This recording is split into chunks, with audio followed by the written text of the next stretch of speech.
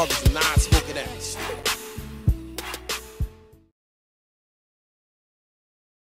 Yo, what's up? This is Pooga Williams, 2017 Mr. Football.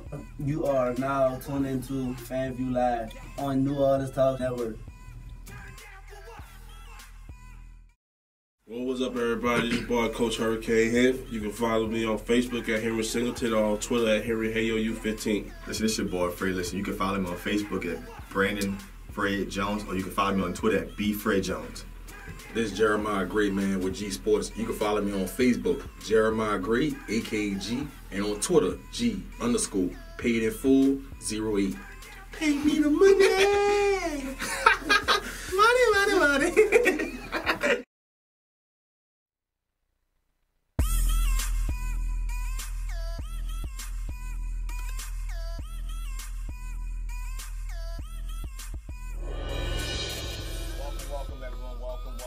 Welcome to FanView, Real Fans Talk Sports on the New Orleans Talk Network. This is your boy Fred, G Sports in the building. Man, listen, we got another Impact show for you guys, man. Listen, this got to go down. A lot of NBA players to talk about. NFL draft to talk about. Man, Matt Ryan getting paid $100 million. Broke the bank today. Lord. A lot of sports to talk, Thank you for everyone for tuning in. Again, this is FanView, Real Fans Talk Sports on the New Orleans Talk Network. Y'all check us out on Instagram at FanView NOLA. Check us out on Twitter at FanView NOLA. Check us out on Facebook, FanView Live. Tag a friend. This is a sports show where us as fans get a chance to talk about what's going on in sports. And again, thank you everybody tuning in. Listen, I like to give a shout out always before I start the show to our armed forces, our Army, Navy, Marines, Air Force, Coast Guard, first responders, you know, local police department, local fire department. I got them in. I didn't forget them this week. You didn't forget this week. I didn't forget this week. You be always missing over the Coast Guard. I'm always missing over. Got them in. Thank y'all for the services y'all do. Thank you. We can't thank y'all enough for the service that y'all do for us as a country. I do that every week. I cannot promise y'all enough to how much we appreciate and thank them, you know, for the service that they do for us as a country. But on to sports. We got a lot of stuff to talk to y'all about. NBA playoffs, you know, Pelicans, and starting around the 7 o'clock hour. You know, game 2, were they outplayed in Golden State or were they out-refereed? LeBron, being that bad man that he is, going to Toronto, stealing game 1. You know, or is Toronto in trouble? Houston, coming up short. Jazz, Donovan Mitchell. We're not going to touch on that. You gonna touch on that? Not going to touch on Not gonna touch on that? But listen, we got a lot of NFL to talk about too. The NFL draft, obviously, you know, we're down here in New Orleans. We're talking a lot of Saints. Talking about Saints, trading up for Marcus Davenport, what the Saints' grade is, and Mike Thomas coming in at number 81 in the top 100. In the top 100. I'm starting to dislike this list every year. It's picked by the players. I'm starting to players pick this. I'm starting to, you know, get robbery every single year. But listen, we're gonna open up this show, talking Saints football. Saints NFL draft, you know, again, if y'all guys got comments, leave your comments down at the bottom. This is what this is all about. We're definitely interactive. This is what this show is about. Us as fans getting ready to communicate and talk sports. Definitely, if you guys have a comment, leave it down at the bottom and read it. If you want to call in, the number is 341-8255. Again, that number is 504-341-8255. But we're going to open the show with the NFL draft. Saints moving up to get in the first round, trading their 27th pick to move up, trading their first-round pick for next year, and trading their fifth-round pick, you know, in that draft to get Marcus Davenport. What is the grade that you'll give for the Saints draft, this draft year? This year, I have to give the Saints a B-. At first, when the trade first happened, I was thinking we was giving up this year's first, switching spots, next year's first, and I thought we was giving up the third-round pick of this year. Right. So I was a little uneasy about that with the Saints. I'm like, come on, Sean Payton and Mickey Loomis, we giving up a little too much for Marcus Davenport. But when I found out it was this year's fifth and next year's first, I felt a little better about it. For the simple fact is this: people saying why we gave up a first-round pick next year, which I don't like, but you know, obviously Sean Payton and Mickey Loomis see something in Marcus Davenport. Forget about Jeff Allen in there. And yeah, Jeff Allen, with their scouting department, they feel real good about Marcus Davenport. A lot of people comparing him to DeMarcus Ware. They think he can be big time in his league. And the Senior Bowl, he tore it up at the Senior Bowl. He dominated his level of competition. You know, some of the concerns coming into the NFL was the level of competition he went against. But when he did go against stiff competition, like the Texas A&M of the world, people like that, I forgot the other big schools they played against, he dominated still. Right.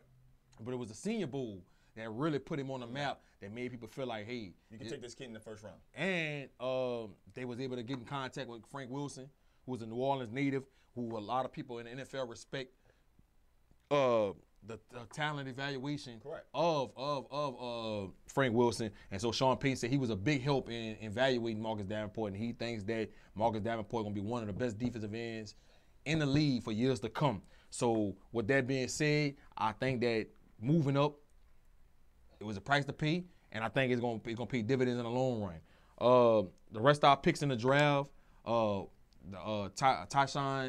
Smith, Taquan Smith from Central Florida. I liked him. I actually thought we should have went after Deion King from Clemson, because we lost Willie Snead to the Ravens. So I think they went in the 4th or 5th round. I think he was a day 3 pick. Yeah, somewhere around there. And so I wanted to see us pick Deion King, but Sean Payton said he thought Tyshawn Smith fit our system better.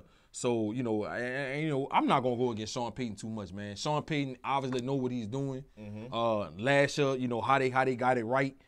Damn, they hit on almost every draft pick from last year. Correct. So with that being said, who am I to try to question Sean Payton with that draft pick with Taquan Smith? The 4th round pick, Rick Lennon. This guy was playing defensive end when he first got to Florida State. They moved him to tackle last year. He's very, very athletic. Sean Payton said he thinks he's going to be a good rotational tackle in this league. Possibly. He's always like this situation where he had that swing tackle he could put on the right side or put on the left side. He's that third tackle when they do those one formation plays that he has that other tackle. So I'm with you on that pick. Right. So and he obviously thinks this kid has a lot of upside because he's how athletic he is. So I thought that was a pretty good pick to give us some more depth at a tackle position. The 5th round pick, Natrell Jamerson. This guy was playing receiver when he first got to Wisconsin, moved to DB.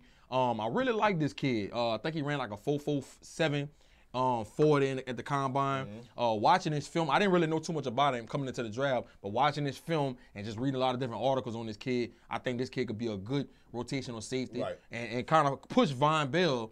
He's a Raphael Bush-like player. At that safety position.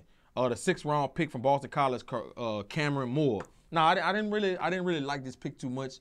Just all the simple fact that Cameron Moore, he can run, but his ball skills was terrible in the film that I watched. He never got his head turned around. I think he only had 1 interception his whole career at Boston College. But he's an athletic DB, he can run, but his ball skills are terrible. So I think this guy might end up being just a special teams guy for us. Boston Scott, the running back from La Tech, didn't understand this pick. I think the only reason Sean Payton made this pick was because he think he could be a guy in the special teams game. Punt return, kick return, because Tommy Lee Lewis might be on his way out. So Boston Scott, the kid's 5'6", 160 pounds, soaking wet. Quick guy, so I think he could help us in the special teams game. I think he has no chance of making that running back. And making that running back for us. And our 7th round pick, Will Clapp, the hometown favorite from Metairie, right there to Brother Morton. I think this guy can end up being a starter down the road. Max Unger, I think, is 31 years old. Yeah. So Will Clark was one of those guys that likes to come in and learn. They have nothing good things to say about him at LSU. They say he was a team captain for 3 years. So I think he comes in, learns the system. That was a solid pick to me. Learns the tricks of the trade. That was a solid pick. From one of those Jonathan Goodwin kind of players, kind of like, I really love that pick. Learns the tricks of the trade from somebody like Max Unger. And I think he can play the guard or the center position. And losing Sunil Clemente in free agency to the Texans. I think that was a good pickup. So overall, man, I think the Saints right now, like I said, they get a B- with me. I think Marcus Davenport will be a day 1 starter, and I think you will see that having him on the opposite side of Cam Jordan is going to give us that pass rush we've been needing for the last 3 years, and I think that takes us over the top to get to the Super Bowl, or be in the mix to get to the Super Bowl. Well, great point.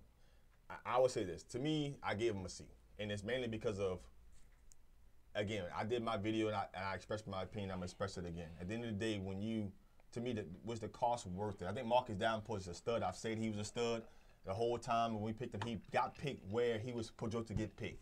He was projected to be picked between 10 through 15. He was picked at 14, exactly where he was supposed to be selected. The kid has outstanding upside. This kid can very well be Javon Kershaw freak. He has that kind of ability. Right. I don't want to ever take nothing from the kid that we picked. The kid is a stud.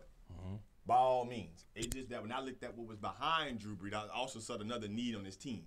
Just as we needed the pass rush, I think we also needed another quarterback just because of, at the time, what was behind Drew Brees and Tom Savage and Taysom Hill. And I'm saying to myself, okay, look, I'm preparing because the age of Drew Brees. Right. So when I see you move up 13 selections, I see you take your first-round pick for the following season and take this fifth round, I'm saying, my mind says that's a quarterback-like move. That's a franchise-like move. So to take a defensive end, when your quarterback may have 2 seasons left, was stumbling. So I don't have it's not the player. It's just what the other need is on the team.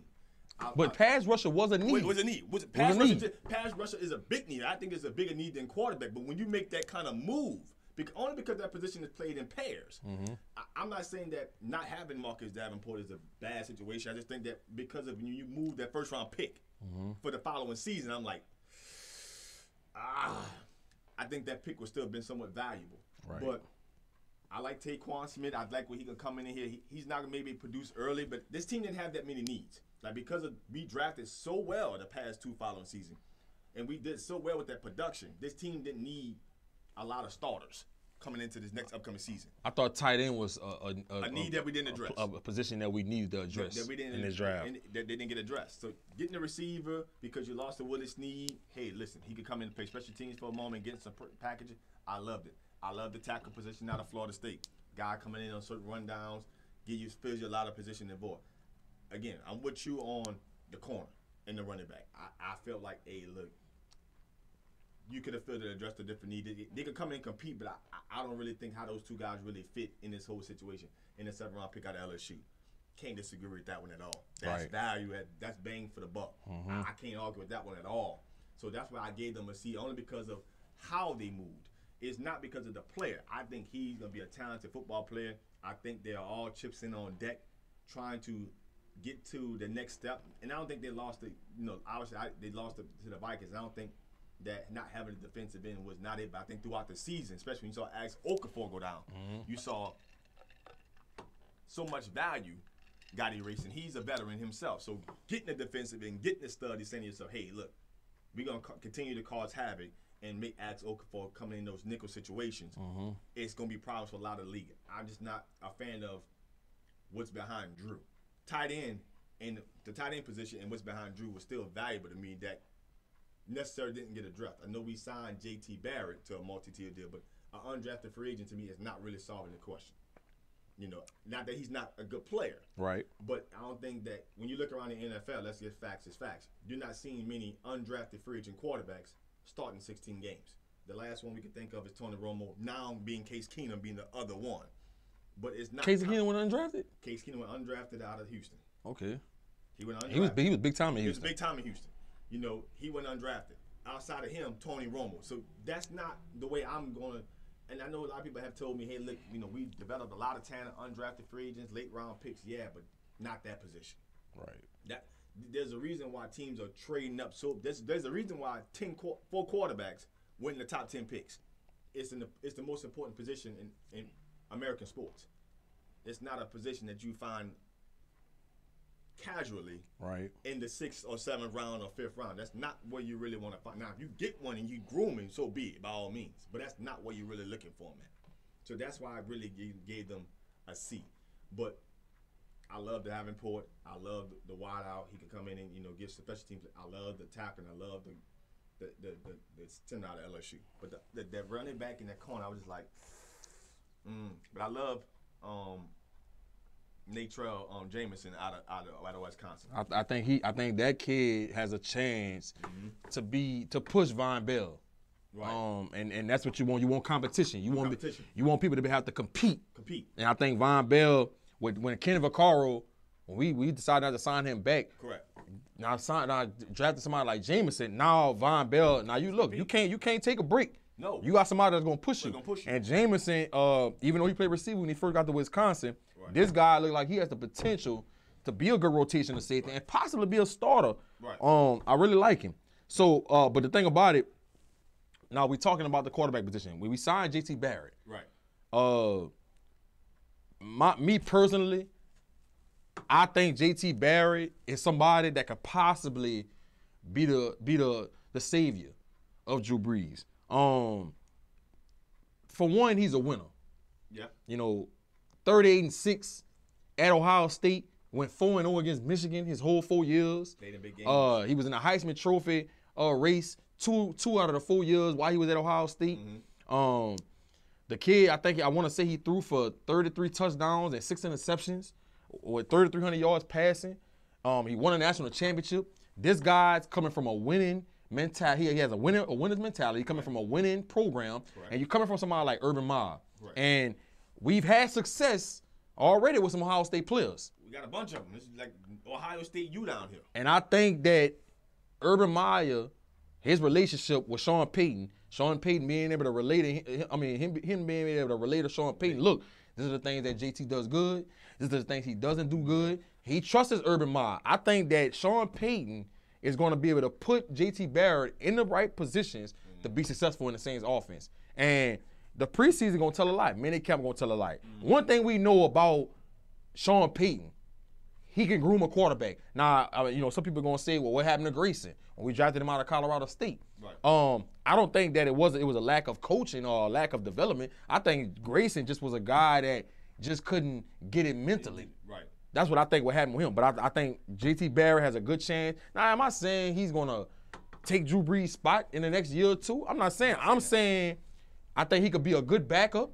And I think possibly when Drew Brees decides to call it quits, he could be a person that we look to be the savior. I'm just saying, sitting behind Drew Brees for 2 years, and coming from a program like Ohio State and coming from somebody like Urban Meyer. I look at JT Barrett, I'm saying to myself, I don't think he's necessarily the savior for this team, but I do think that he is a guy that he may have a very similar role to what Chase Daniels had. Another undrafted free agent quarterback out of Missouri who had a great resume out of Missouri when he came out. But he was able to come here and learn his offense so well to where you felt comfortable enough if Drew could not play, that Chase could win you 3 or 4 games or so. I think the quarterback of the future is still not his team. But I also believe that JT Barrett can learn his offense well enough to where, hey, look, whoever that quarterback is going to be at whatever point in time, JT Barrett may come in and give you some snaps, give you some plays. But, hey, listen, you may draft a physical, athletic guy and say, okay, look. Kind of like how right now you're looking at the Philadelphia Eagles. Okay, you got a guy who really understands their offense probably better than Carson Wentz and Nick Foles. Right. But Carson Wentz is much more athletic and younger.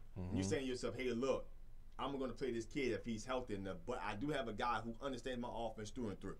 I think JT Barrett's going to be the guy who understands his offense through and through and be a guy that's going – whoever that other guy is going to be is not Tom Savage. I don't care what anybody says. He's out. To me, like I said, expressed it in numerous occasions. If Tom Savage was a quarterback that you thought he was going to be the guy, Deshaun Watson wouldn't be in Houston. So I think that when you look at the situation, I think he's going to develop him, but not develop him to say, okay, he's going to be my guy for 16 games. I don't think that guy's still on my team yet. But he will be the guy in place where I think when the dust is settled that you got a guy behind him like, hey, look, he really knows the situation. He really knows the offense. He really knows how to get you in spots and get you in plays. And I think JT Barrett can be that dude. You know what I mean? Not to say that I think originally he'll get a shot at the job. I think he'll originally get a shot. But I think they're going to draft a person at some point in time. Obviously, we know what we do know it's not going to be a first-round pick next year. So. At the same time, man. Jerome Wilson said he's Tyrod Taylor Part 2. Good enough. I don't think he's as athletic as Tyrod Taylor. I think he can actually throw the ball better than Tyrod Taylor. That's my opinion. Right. But another key thing about what the Saints did with JT Barrett that I noticed that makes me kind of feel confident about this situation is he originally had agreed to terms with the Colts.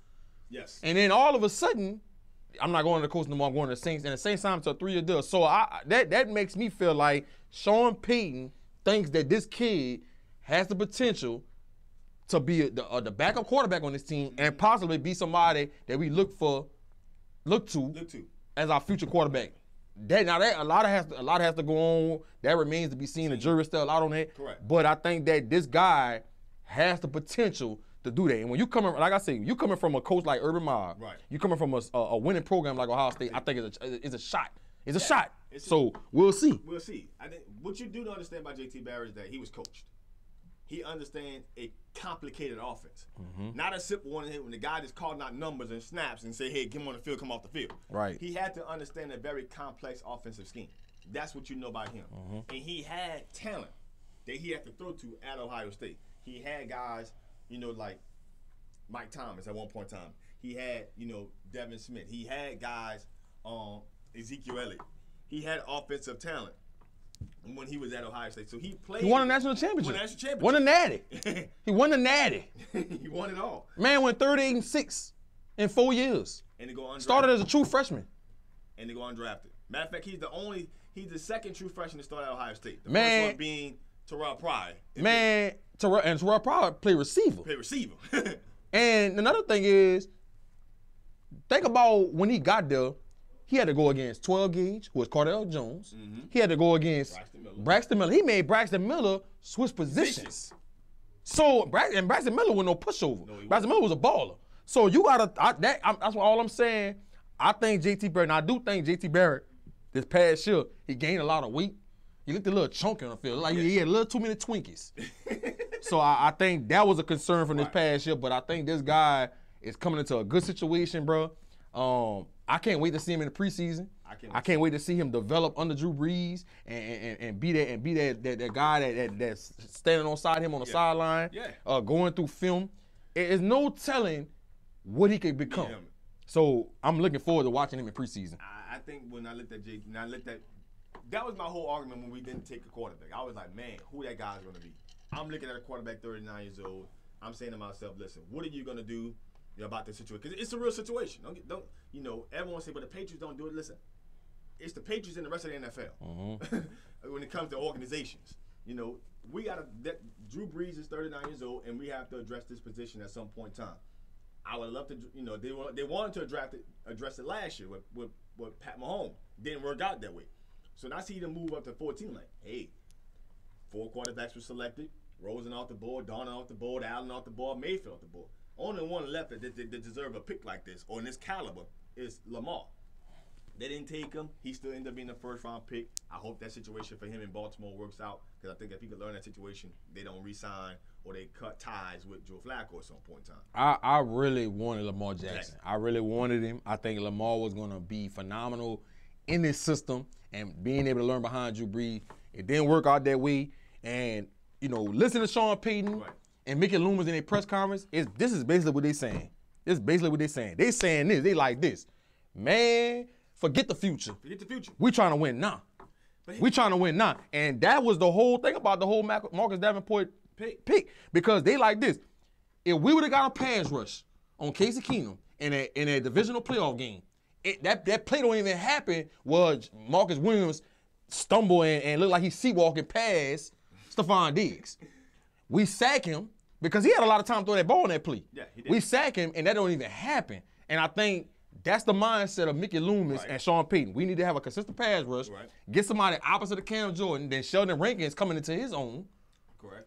I think that's the focus right now. I get it. I understand it. But I'm always thinking 5, 6 years down the road. I'm always thinking the future, and I thought Lamar Jackson was the pick there. But hey, Sean Payton, they see something different. I'm going to roll with you. You know, Jerome Wilson said Shanks should have picked up Ferguson from Memphis after the draft. I don't know about him, but I don't know if I'd have picked him up.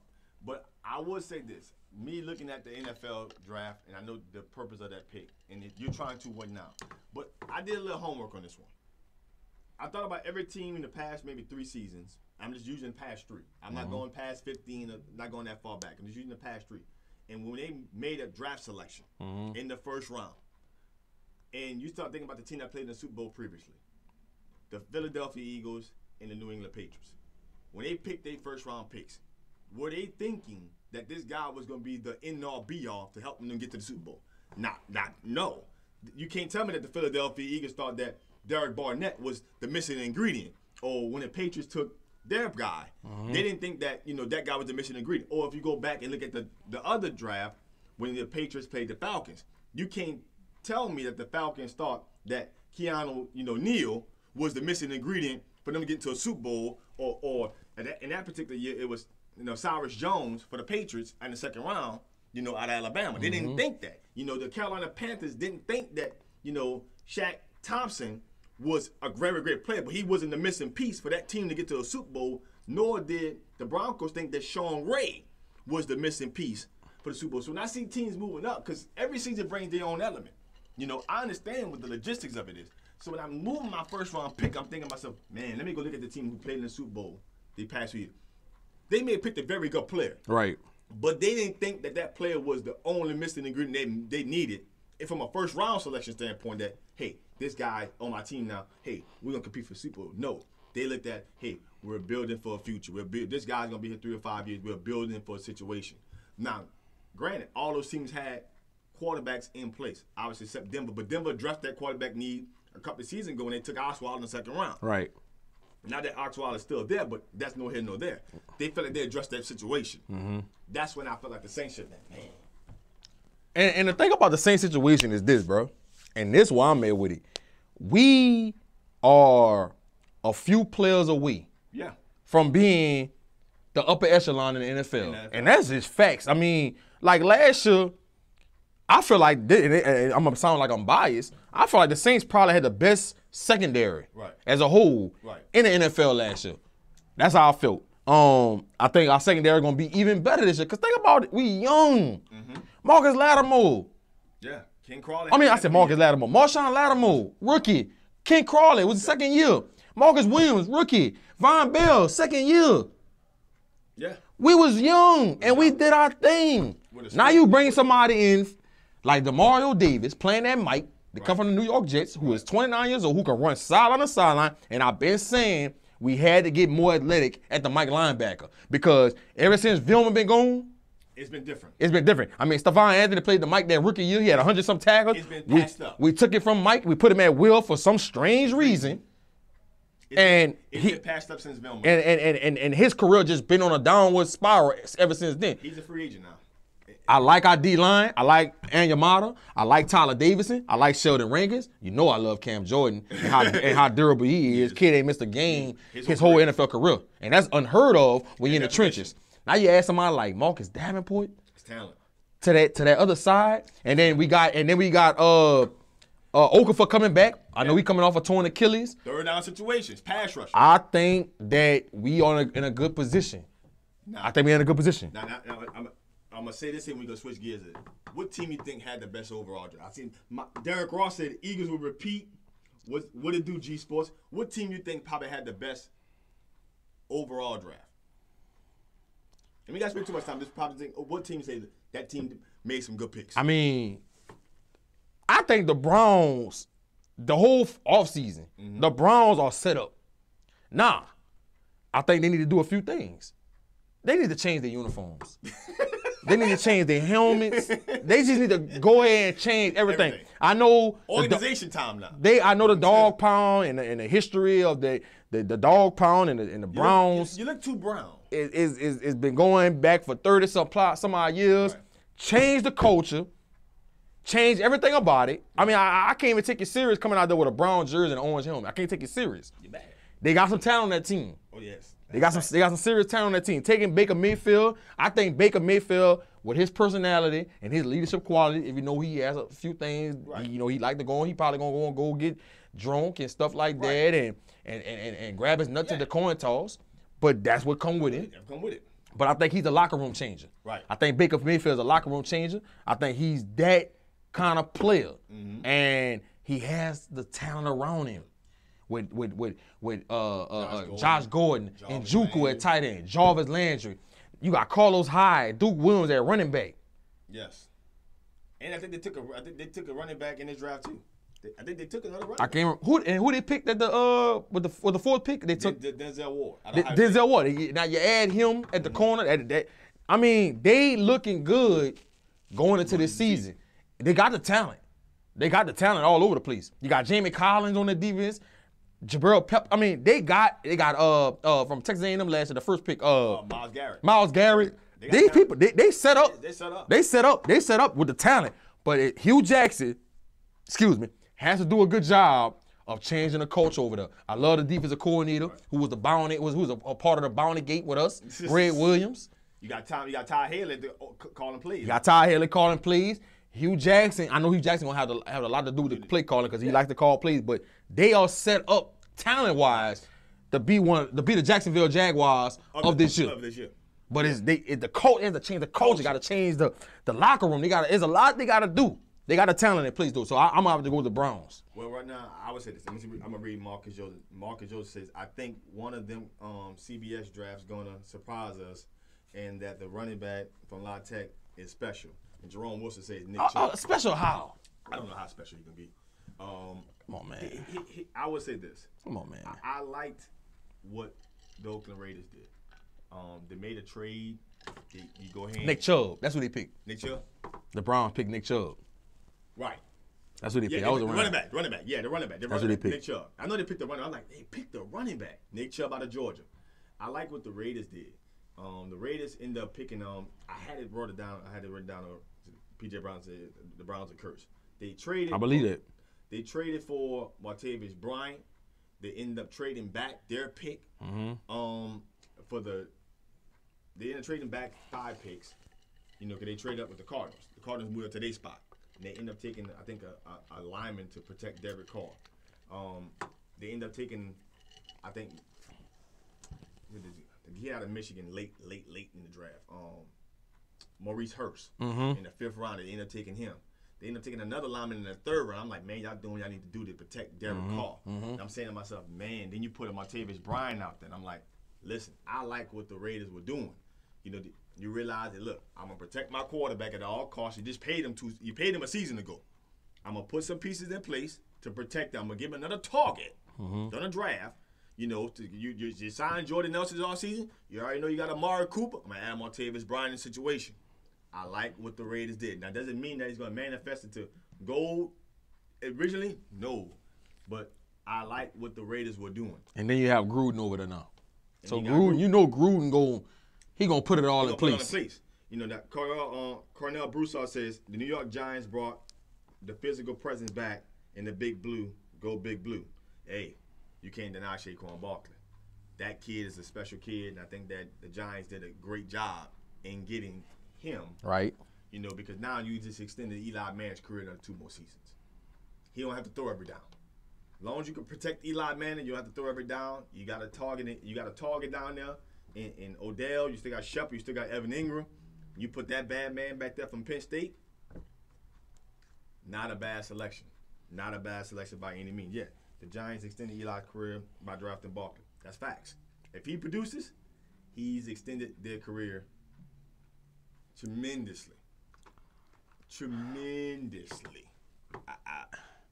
Barkley is one of those players that I think that's really good. I think Todd McShay overrated him. He said he was the best running back since 2007.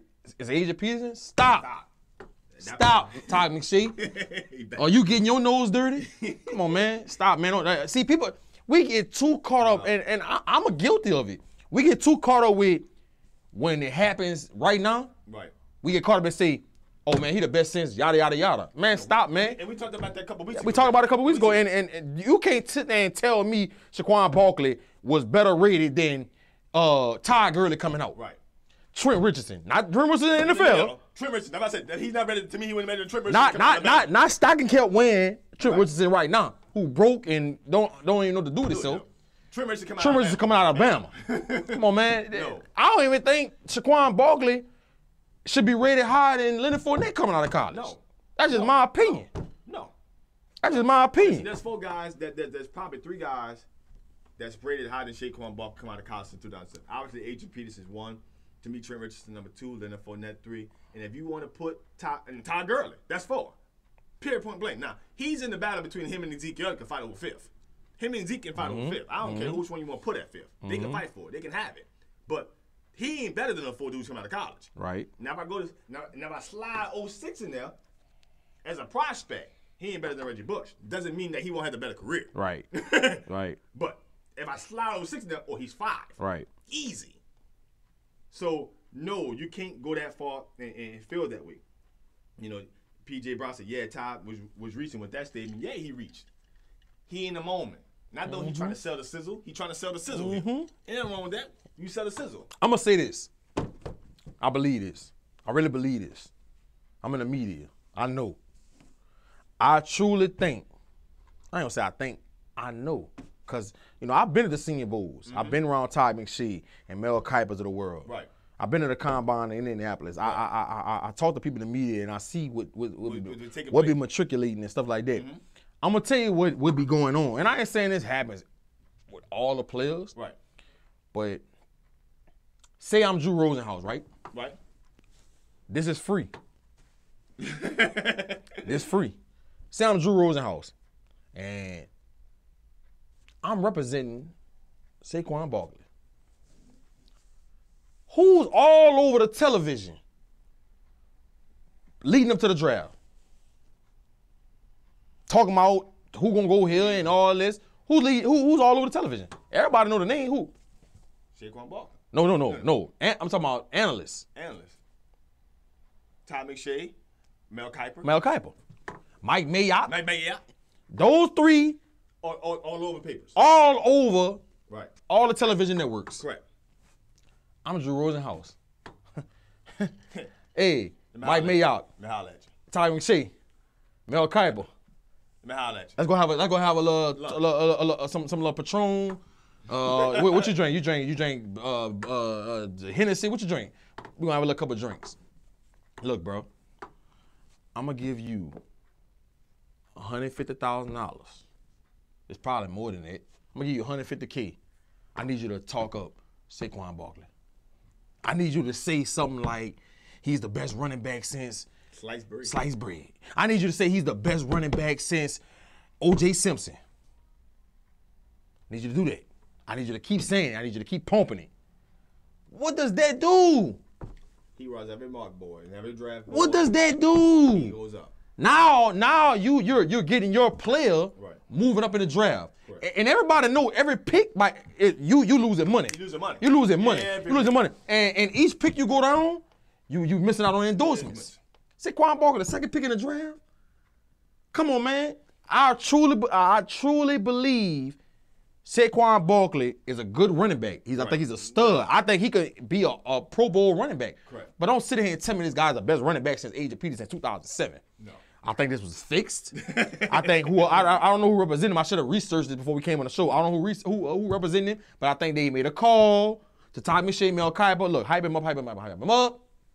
Get him picked high. We're going to throw you a little Throw you a little bone. And I think this happens every year.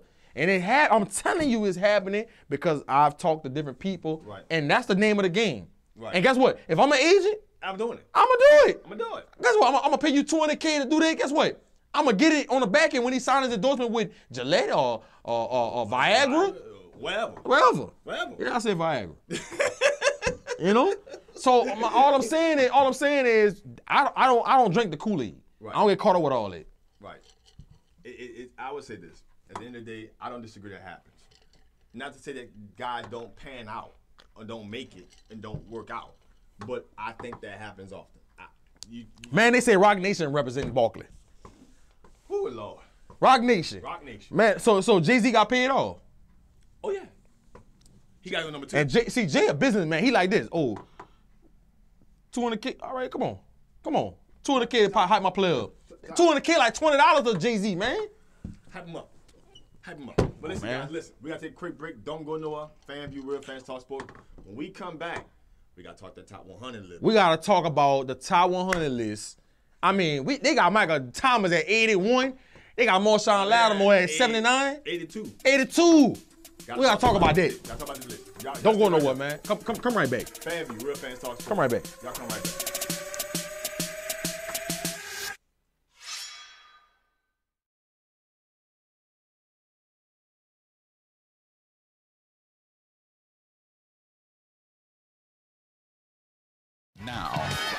Now New Orleans has a choice. Download the New Orleans Talk Network app for your mobile device or listen at www.neworleanstalknetwork.com.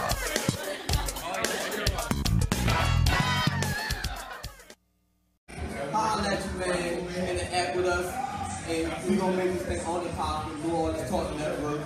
With real fans talk about real sports. And not only sports, it's everyday activity and life, man. holler at you, man, interact with us, and we gonna make this thing on the pop, the New Orleans Talk Network, with real fans talk about real sports. And not only sports, everyday activity and life, man. Holler at you, man. Call home to live stream your next event. Give us a call here at Bethesda Community Event Center, the only place on the Gulf Coast that can host and broadcast live your wedding reception, your baby shower, business seminar, and any other special event. Give us a call at 504-708-9454 for more details.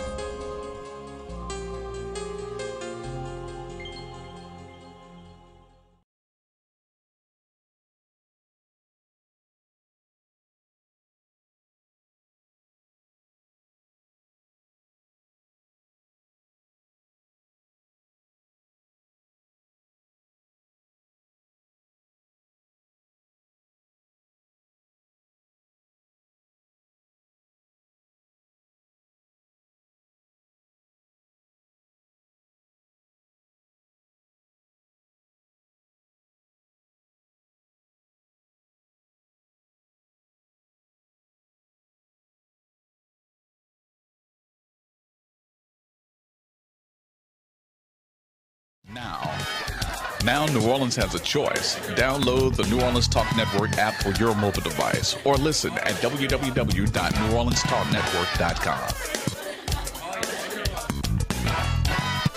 Hey yo, what's up? It's your boy DJ Slick Daddy. This DJ Slick 514. And of course, I'm your girl, Black Coco. Tune into the Live Line, New Orleans Talk Network, every Tuesday, 7 to 8:30 with all the trending topics. And you can also check out my mix, DJ Slick Mix Call 1 and 2. And of course, check out Coco's Sex Tips of the Week. And hashtag TTBS. That's that bullshit. It's the Live Line, New Orleans Talk Network.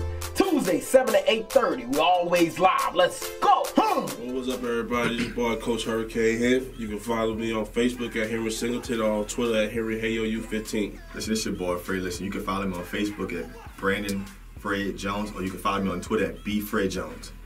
This is Jeremiah Great, man, with G Sports. You can follow me on Facebook, Jeremiah Great, A.K.A, and on Twitter, G_paid in full 08. Pay me the money. money.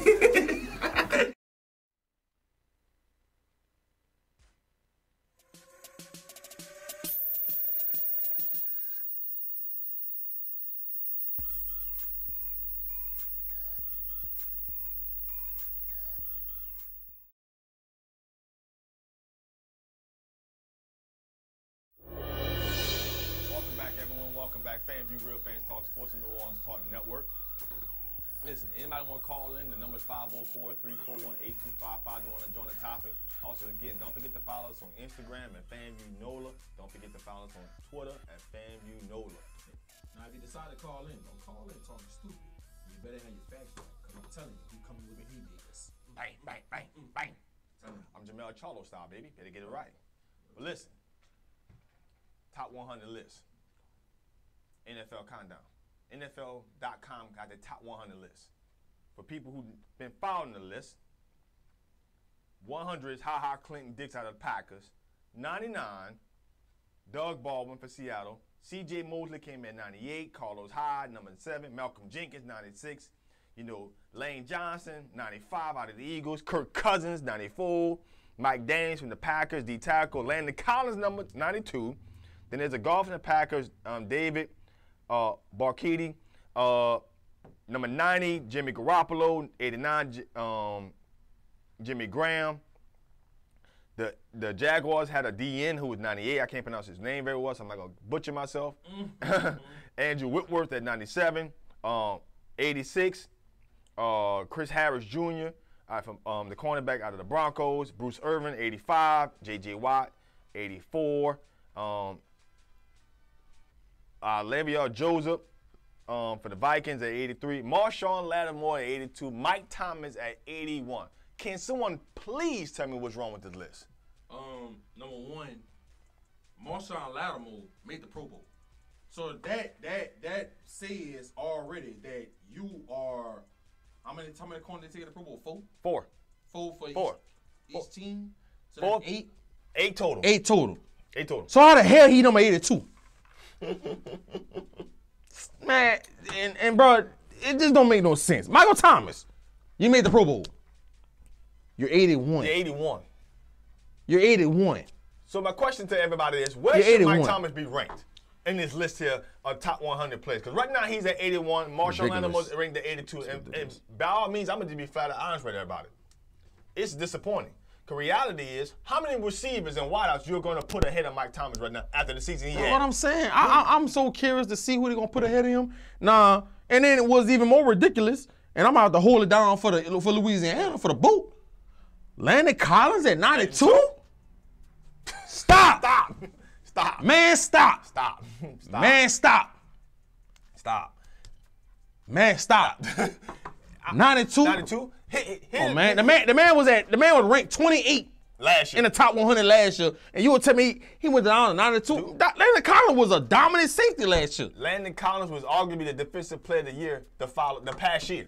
Defensive player of the year. Matter of fact, he should have won the award. Come on, man. He should have won it. Come on, man. And to come at 92? Come on, man. How many safeties you gonna put in front of Landon Collins in the league? Man. Come on, man. Come on, man. How many safeties or overall players you gonna put in front of Landon? How many? Here's my thing. Mike Thomas is a top 50 player in this league. Top 50. 50. They ain't that many receivers in the league. I'm thinking of Mike Thomas. I mean, let's just say you have Antonio Brown last year. You have Julio Jones last year. Odell didn't play a whole season. Right. So therefore, I'm not putting him ahead of Mike Thomas last year. Mike Thomas is the only player in NFL history to have the most receptions by any wideout in NFL history in the first 2 seasons of playing football. No one has more receptions than him. Nobody. So for that guy to come in at 81 is absurd. Because I can't think of 2 wideouts in the National Football League right now. Obviously, because Odell is injured. But I'm not putting Mike Evans in front of Mike Young. I know Keenan Allen gonna make this list somewhere in this picture. I know Mike Evans gonna make this list somewhere in this picture. And they over Mike Thomas right now? I'm gonna tell you something. I do think that Michael Thomas, 81 is ridiculous for him. I think he should be around between 50 and 40. Like, you know what I'm saying? He should be running up. Marshall Lattimore should be in the top 25. I'm sorry, dude. Come on, man. This man 82. Facts. I mean, what did y'all watch? Did y'all not watch this man go against some of the top receivers in the NFC all year long? And handling his business. I mean, bro, that's ridiculous. 82. So we know if you're not familiar on how the top 100 is created, they go around and ask. I don't know if they ask starters. I know the players vote on this. That's correct. Right. So all that I can think of is this. While Michael Thomas and Marshall Lattimore 81, 82. They smashing these man holes. They smashing these boys, women. They smashing these women all in the NFL. Gotta be. Because, I mean, how you 82 and 81? How you 82 and 81? Marshall Lattimore and Michael Thomas will be flipping buku women all over the NFL, and these cats feeling played about it. I feel some type of way because reality is I think it's becoming a popularity pack out times. Because here's how you gotta look at me. If it's based upon production, and I ain't taking nothing away from Alvin Kamara, but Alvin Kamara gonna come in the top 50, top 40 because it's popularity. He has a drawn out name for what he's done productively last year. But I'm here to tell y'all right now, I can't think of any wideouts in the NFL that you about to put over this kid, Mike Thomas. I can't think of any that you say, okay, if you tell me Julio Jones and you tell me, guess what? There's probably 3. Julio Jones, Antonio Brown, and if you want to say that bad man out of Houston, DeAndre Hopkins. I'll put A.J. Green over him. I'll put A.J. Green over him. He's better wideout, but was healthy last year. I mean, but you got to think about it. If we voting, A.J. Green had a good year last year. Yeah. I don't remember his numbers per se, but A.J. Green had a good year. Right. But if I'm voting, I'm not putting Michael Thomas ahead of A.J. Green. For 16 games, I wouldn't do it either. But he didn't play 16 games. I'm just saying. AJ, but I'm just saying. I don't think he played 18 games. So my thing is this though. Amari Cooper had a down year last year. Yeah. Amari Cooper better not be ahead of Michael Thomas. Keenan Allen gonna end up better than him. Keenan Allen gonna end up on this list somewhere. I'm telling you what I know. Keenan Allen gonna end up on this list. Quinn Young makes a great point. Lattimore did not allow a touchdown pass on him all year. Facts. Who else did that last year? Nobody. Lattimore was phenomenal last year. You can't say that Xavier Rose did it. You can't say that Casey Hayward didn't do it. Marcus Peters allowed a touchdown. All them dudes allowed touchdowns. You know, to lead. All them dudes allowed touchdowns. Patrick Peterson. And see that's he gonna end up high in the list. You know what? People gonna think, and I always say this about Pat Pete. I think Pat Pete, athletically, he's gifted. He has God-gifted ability. He has God-gifted ability. I mean, the things he could do, you can't coach that. Right. Technique. But you can't tell me Patrick Peterson is a top-tier corner in the league. Man, if you really watch film and really study the game, Pat Pete shouldn't be up there with the top echelon corners in the league. I'm sorry. Marshawn Lattimore, there you go, producer. Play the film. The film don't lie. Marshawn Lattimore is a top 5 corner in the NFL. You know, I think I came on my top 5 during the season. I can't remember verbatim what I had, but I know Xavier Rose was number 1. I had Xavier Rose number 1. I had Marcus Peters number 2. I can't remember who I had number 3.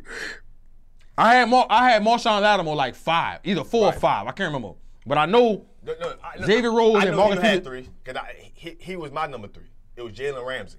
There you go. It was Jalen Ramsey. There you go. No matter of fact, I had Jalen Ramsey 2. Yeah. I had Marcus Peters 3.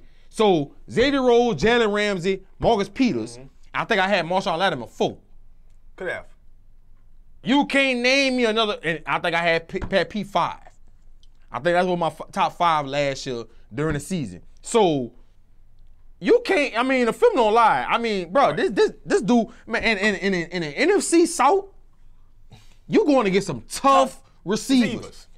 Michael Evans, Julio Jones. At one point in time, Calvin Benjamin before Benjamin got traded in the middle of the season.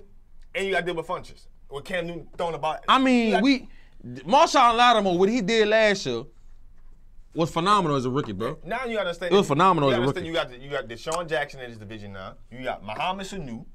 So, listen, it ain't no cakewalk. It ain't no cakewalk. And for what that guy did, the only wideout all year long who ran a route or 2 on him this year was Adam Thielen in that Minnesota Viking game. He caught a couple of passes on him. But outside of that, it was clamps. You didn't do nothing against Marshawn. For you to come in at 82 is just disrespectful. Because he's a rookie, stop it. Stop it. And I think that, you know, this might be a blessing in disguise. Because this is going to be bulletin board material for Michael Thomas and Marshawn Lattimore, man. You know what? Put us in the 80s. Because guess what? If you own our schedule, man, we coming for your neck. I'm glad to see this on, like, you know, I feel like it's disrespect, but at the same time, it might help. Because this is the players. It might help us. This is not somebody like, hey, guess what? You know, coaches feel this way or fans feel this way. This is among your peers. Amongst your peers. This is amongst your peers. And when you come in at that number, it's like, this is how I look at it. This is how I see it. To have J.J. Watt in this list, number 84. What he played 4 games? 4 games, 5 games at best. And you have Mike Thomas who set the NFL wide receiver record for the most receptions for the first season in NFL history. To come only 2 picks ahead of him. And Marshall, 3 picks ahead of him. And Lattimore only come 2. And he was the rookie of the year for his position. It's disrespectful. And those guys got something to play for. To showcase to themselves that. And I think Mike Thomas is not getting his credit because people are looking at, Drew Brees is his quarterback. Not just enough for the level of disrespect that's coming from. Because Drew Brees is the quarterback. But let me tell you something. You don't say that about Gronk. You see what I'm saying? We didn't say that about Jordy Nelson. I'm just curious to see because they do 5 every week. They do 10. They do 10 every week. So next coming Monday, they're going to have 80 through 71. I'm curious to see who's going to be ahead of him. Him and Marshawn Lattimore. Marty B said facts. We get no respect. Cute Young said, nah, Atlanta has Ridley. Well, he gonna play the slot, you know. So that may not be a bad selection for them, but he got to learn the situation. He got to learn the system. I don't think Steve Sarkisian by any means is an NFL coordinator. So they got their own hat to work out. And by the way, Atlanta just gave Matt Ryan $100 million. $100 million guaranteed. $100 million guaranteed. He about to get $30 million a year, guaranteed. Guaranteed money. Listen, I'm gonna be frank. I'll be honest with everybody. When it comes to that kind of money for Matt Ryan, I think Atlanta just got ahead of the curve. Do I think Matt Ryan is truly like that? No, but he's going to be their quarterback for the next 5 seasons. We knew that going into the season. Everybody knew that if anybody's going to be somebody's quarterback, Matt Ryan was going to be the Falcons' quarterback. Mm-hmm. So all they did was exempt themselves from paying $120 million guaranteed or $110 million guaranteed. They just set a bar. That's all they did. Mm-hmm. You know, do I think he's truly like that?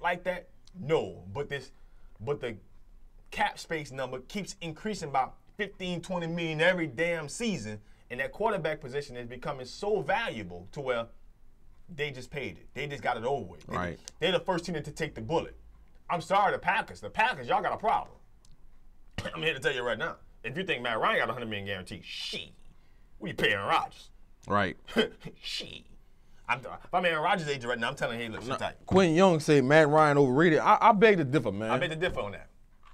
I mean, Matt Ryan, you got to put him up there as one of the top quarterbacks in the league. I think he might be top 6, top 7. You got your top 4 and Aaron You know what I'm Rodgers, saying? Drew Brees, Peyton. I mean Tom Brady and Aaron Rodgers and Big Ben. I mean, you got that top 4. I wouldn't put Big Ben ahead of Matt Ryan. I mean, now we know Big Ben has won Super Bowls and he's clutch, but at this stage, I'm not putting Big Ben over Matt Ryan. I'm not. So then you say to yourself, okay, I'm at a point where I'm taking Matt Ryan over Big Ben. So you putting Matt Ryan in this caliber of, yeah, he's solid. I don't care. Listen, if you think Matt Ryan's not a top 6 quarterback in the league, you're not watching football, not pro football at least. I mean, I'm sorry. I mean, he's good. The guy won MVP of the league. At some point in time, we got to start understanding that there isn't that many upper echelons that's above Matt Ryan. Right. You're not taking Russell Wilson over Matt Ryan. You're not taking Joe Flacco or Phillip Rivers or Eli Manning. I'm going to start listing some of these guys. Alex Smith. The list goes. Kirk Cousins. You're not taking these dudes over Matt Ryan. I'm sorry. But we compare it because we got Drew Brees as Saints fans and say, oh, he's not better than Drew. No, he's not. But I start listening to some of the quarterbacks around the league. Oh, yeah, he is. You trying to tell me you want Blake Bortles? No, you don't. You want Matt Ryan. So at the end of the day, is Michael Thomas a top? Where you got him at? If I got him at least 50, top 50. That's fair. That's top 50. When you got Marshawn Lattimore, 40. Only because his position is harder. I got Michael Thomas in the top 50 somewhere. I probably got him maybe 45. I don't know. Marshawn Lattimore in the top 25. I'm sorry. I got him at 40. I'm sorry. Marshawn Lattimore, what he showed me last year, to come in as a third pick, 4th pick. Marshawn Lattimore? We picked him at. We picked him at number 11. No, he ain't go there. Was that far down? Marshawn Lattimore picked him number 11 overall. Okay, we picked him at 11. Because we put to take Pat Mahomes, but Pat Mahomes went 10th. For you to come in as a day 1 starter and playing our division with them big time receivers and hold your own. And what he led rookies in interceptions. Yes. Made the Pro Bowl. Made the Pro Bowl. I think he was percentage of completion to his side of the field. It was like one of the lowest in the NFL. Between him and Tre'Davious White at rookie corner, they were like neck and neck. Lattimore is top 25 in the league. I'm sorry. So that's why I'm at with it. I got him at 40. I got Michael Thomas at 50. And people say, why you got Lattimore higher than Thomas? And only because Lattimore plays a tougher position. Not to say that Mike Thomas don't do a heck of a job. I feel like Lattimore was more dominant. He was. The way he plays a tougher position and the way he displayed dominance at that position. When he took a guy like Julio Jones and just held Julio the way he held him. I don't care what anybody say. He held him.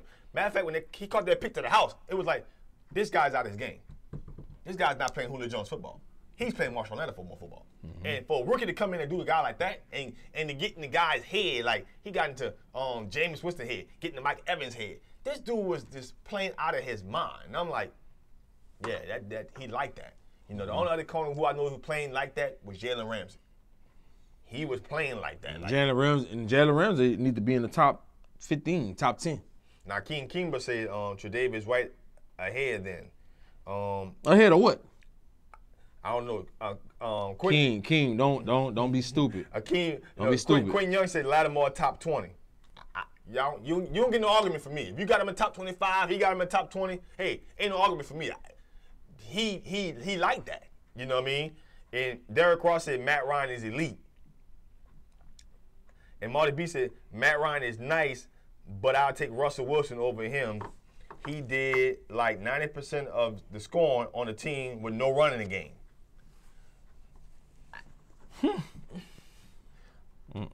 I don't know about that one, but I can understand I can understand his argument. I don't. I understand his argument. Man, I'm not taking no Russell Wilson over no damn Matt Ryan, man. Matt Ryan is a technician. Stop it. Did he piss down his leg a few times? Yeah, he pissed down his leg a few times. Russell Wilson is a good quarterback, but he's not on the same stratosphere as Matt Ryan. Put this in perspective. I'm sorry. Russell Wilson has had a dominant defense. The Legion of Boom.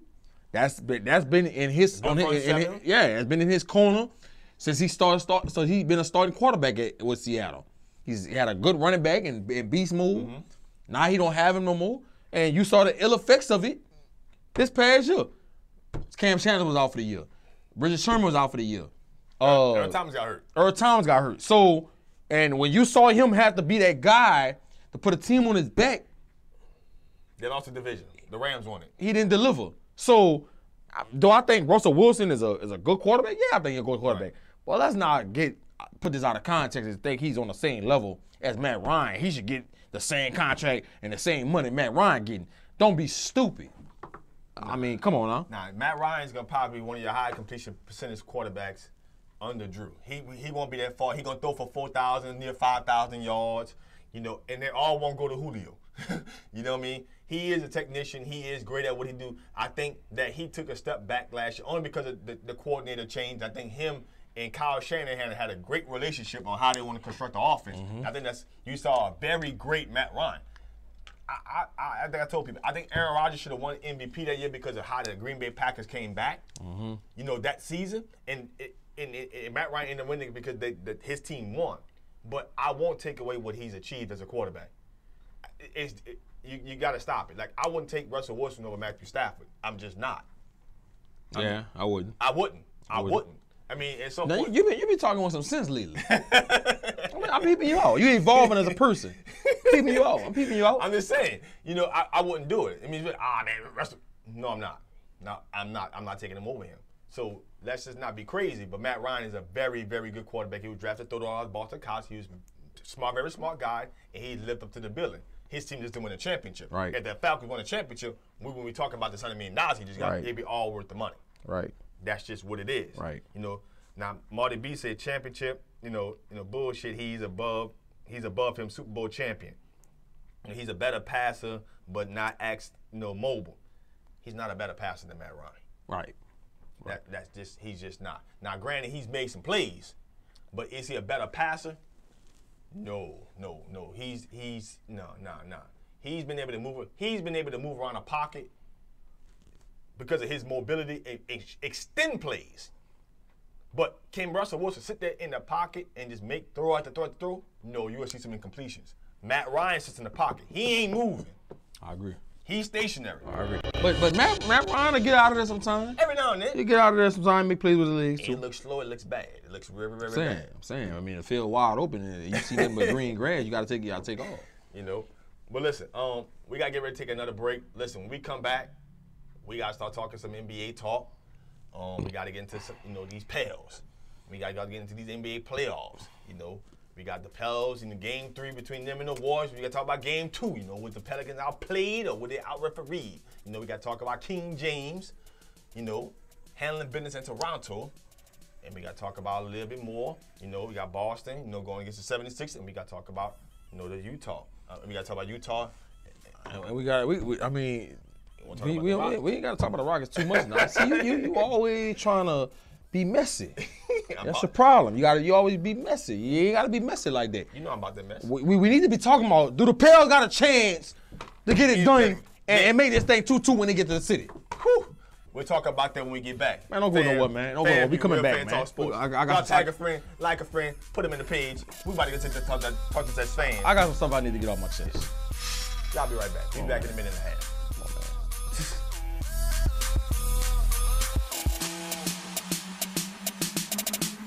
Hey yo, what's up? It's your boy DJ Slick Daddy. This DJ Slick 514. And of course, I'm your girl, Black Coco. Tune into the Live Line, New Orleans Talk Network, every Tuesday, 7 to 8:30, with all the trending topics. And you can also check out my mix, DJ Slick Mix Part 1 and 2.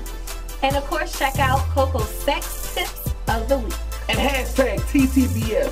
That's that bullshit. It's the Live Line, New Orleans Talk Network, Tuesday, 7 to 8:30. We're always live. Let's go. Now, listen up. Your customers, our listeners, could be hearing about your business right now. Yeah, right now. Don't miss out on the opportunity to advertise with NewOrleansTalkNetwork.com. Call our business department today at 504-475-4793 to hear about our great rates. NewOrleansTalkNetwork.com. We provide the people, you provide the business.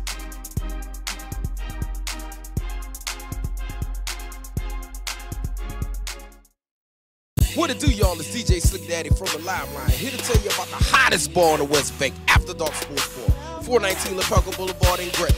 Come check us out on Monday for steak and oyster night. Thursday, free seafood night. Friday, 3-for-1 happy hour. Saturdays, ladies night, and always open for parties. And then Sunday, Saint Sunday, Oldie but Goodie Sunday. Come find out what is hidden for at After Dark Sports Bar, 419 LaPelco Boulevard in Gretna. Doors open at 6, 12 p.m. on Sundays. After Dark is a non-smoking atmosphere.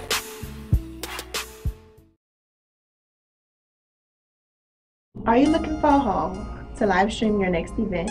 Give us a call here at Bethesda Community Event Center, the only place on a golf course that can host and broadcast live your wedding reception, your baby shower, business seminar, and any other special event. Give us a call at 504-708-9454 for more details.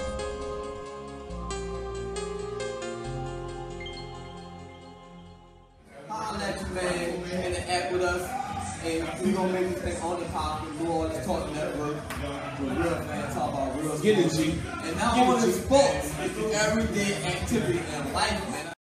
Well, what's up, everybody? This is your boy, Coach Hurricane here. You can follow me on Facebook at Henry Singleton or on Twitter at HenryHayoU15. Listen, this is your boy, Fred. Listen, you can follow me on Facebook at Brandon Fred Jones, or you can follow me on Twitter at BFredJones. This is Jeremiah Gray, man, with G Sports. You can follow me on Facebook, Jeremiah Gray, A.K.A, and on Twitter, G_paid in full 08. Pay me the money. money. Yo, what's up? It's Poogle Williams, 2017 Mr. Football. You are now tuned into FanView Live on New Orleans Talk Network.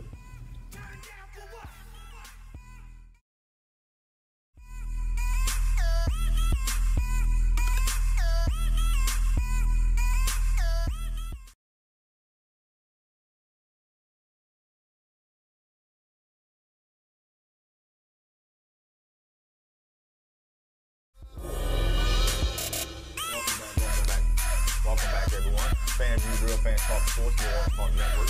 This is the number to call, 504-341-8255. We like to get into NBA basketball talk. You know, we got a lot to talk about. Obviously, NBA playoffs are completed the session. Cavs right now are playing Toronto right now. Somebody updates us on the score. 107-89. 107-89. Yeah. Ooh, Lord, who losing? The Cavs are winning. Boy, you lying. LeBron got 37, 13, and 8. See, each and every game this guy plays in this playoffs, he's showing how complete he is. Say the numbers one more time. 37, 13, and 8. And it still got 8 minutes left to go in the fourth quarter. And they dominating so Toronto. he probably going to have a triple-double. They dominating Toronto. All King James. That's crazy. That is crazy right now. But I'm going to get into King James in a second. I want to get into these Pels, New Orleans Pelicans, going down 2-0 to the Golden State Warriors. Listen, the question is this. In Game 2, was the Pelicans outplayed or was they out-refereed in Game 2 in Golden State. Steph Curry comes back. It's electrifying. It's excitement. Immediately we get on the court. Inbound pass, first place, come around a few screens, hits a three. Bang. Arena rocking. And all of a sudden, the Pelicans make it. They still stay in the game. They make it a game, but they end up losing by 5. The question is, now I see what Dennis Gunter said, who you think is going to win the NBA playoffs. It's a lot of basketball to be played. But the question is this, Game 2, were the Pelicans outplayed or were they just out-refereed? Because obviously, when people don't understand, the Warriors had about 9 to 11 free throws in the third quarter, and the Pelicans didn't get nothing. There wasn't that many free throws in Game 2 by the Pelicans, but a lot of free throws by the Warriors in Game 2. What's your take on it, Mr. G Sports? I know a lot of people talking about the referees and talking about the Pelicans getting a raw deal. Mm-hmm. But at the end of the day, they're going against an inferior opponent. And the Warriors, they just don't match up good with them. They just don't. I mean, the Warriors, I actually think the Warriors played a B-, B+ game, give or take. And I thought the Pelicans played a A- game. Mm-hmm. Think about it. The Pelicans, all 5 starters was in double figures. Right. Mirotic finished with 18. Yeah. Anthony Davis finished with 25. Etuan Moore finished with 14. Rondo finished with 22. Rondo finished with 22. 22. Drew Holiday finished with 24. Rondo had a double-double. Right. 22 and 12 and Right. 7. Anthony Davis finished with 25 and 15. Right. I mean, they played a really good game. But at the end of the day, I think the Pelicans bench is what really cost them the game. Because when Diallo came in the game, he only played 4 minutes. Right. I mean, he scored 4 points, but I mean, that's not enough to impact the game. Darius Miller came in the game. I mean, he didn't play too good. Solomon Hill. I mean, dude, you getting $52 million. You got a $52 million contract. You're bad. You don't get no haircuts. You don't get a haircut. You don't get a line in. You don't even shape your little poop bush up. You look bad. You look bad. You're wearing number 44. I mean, you're not contributing at all into the Pelicans' success. Ian Clark, I thought was a real key. I thought Ian Clark could be a person that could come off that bench and give him a real spark. Like a Jamal Crawford type of player. Mm-hmm. He didn't give him anything. I mean, he only played 6 minutes. I thought he should have played a little more. I actually think he should play a little more than Etuan Moore. Right. And Etuan Moore played good. He played solid. But I think Etuan Moore doesn't impact the game as much as Ian Clark does. And I mean, when Steph Curry came in the game, right, it changed everything. Right. And like I said, the Pelicans played a hell of a game. Right. They probably not going to even play a game better than what they played like that in Game 2 when they get it down here in New Orleans tomorrow. Right. It's just not going to happen. Right. Everybody want to talk about the free throws. It was 27-9. Don't get it twisted. Do I think the referees? That's a big difference. It is a big difference. 27-9. That was a free throw differential. And do I think the Pelicans got a raw deal in that? Yeah, I think they got a raw deal in that. That's 18 points. But at the end of the day, watch the game. And if you watch the game, the Pelicans took a lot of jump shots. Mm-hmm. And here's how I know. The Warriors took 43 pointers. Uh-huh. The Pelicans took 37. You know what that tells me? You're trying to play their pace. Their game. You can't try to match what the Warriors do. They got this a mini USA junior team. Don't try to match what the Warriors do. You gotta play what you do. You gotta stick to what got you here. Okay? You can't try, and I saw it when they get the ball and they try to hurry run down court, take a shot with 19, 20 seconds to go in the shot clock and trying to keep up with this pace of the Warriors. That's not your game. That's not your game. Only one team in the NBA can do that. And that's the Rockets. That's the Rockets. And it worked a few possessions here and there, but at the end of the day, it's going to catch up with you. Right. Play your game. Right. You don't have that kind of team. Right. And at the end of the day, I do think the Pelicans come down here and win one game. Right. I think they lose this series. In 5? In 5. And that's just what it is. You had a good season. You weren't even supposed to be here. You swept the Blazers. You're going against the defending champs. You say we overachieved? You overachieved. Okay?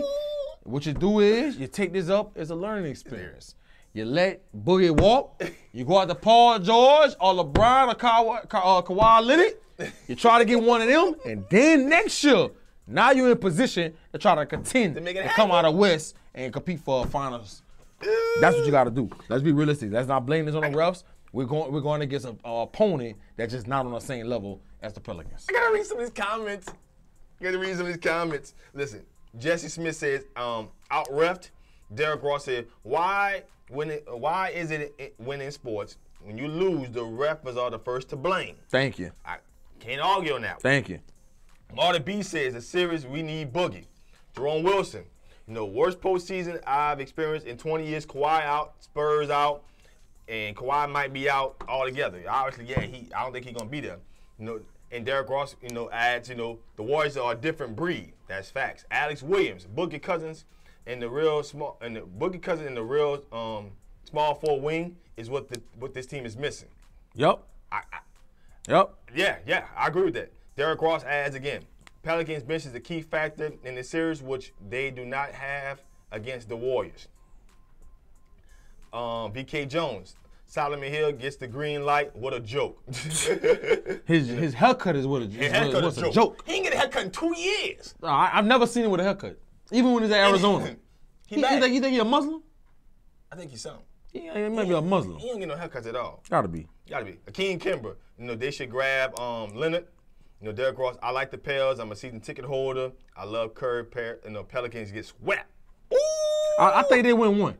I think they're gonna give the city something to cheer for this weekend. They're gonna win. They're gonna win one. That's a big statement, Derrick Ross. They're gonna win one. They're gonna win one. They ain't gonna get swept. They're gonna give us one. They're gonna have enough pride to give us one.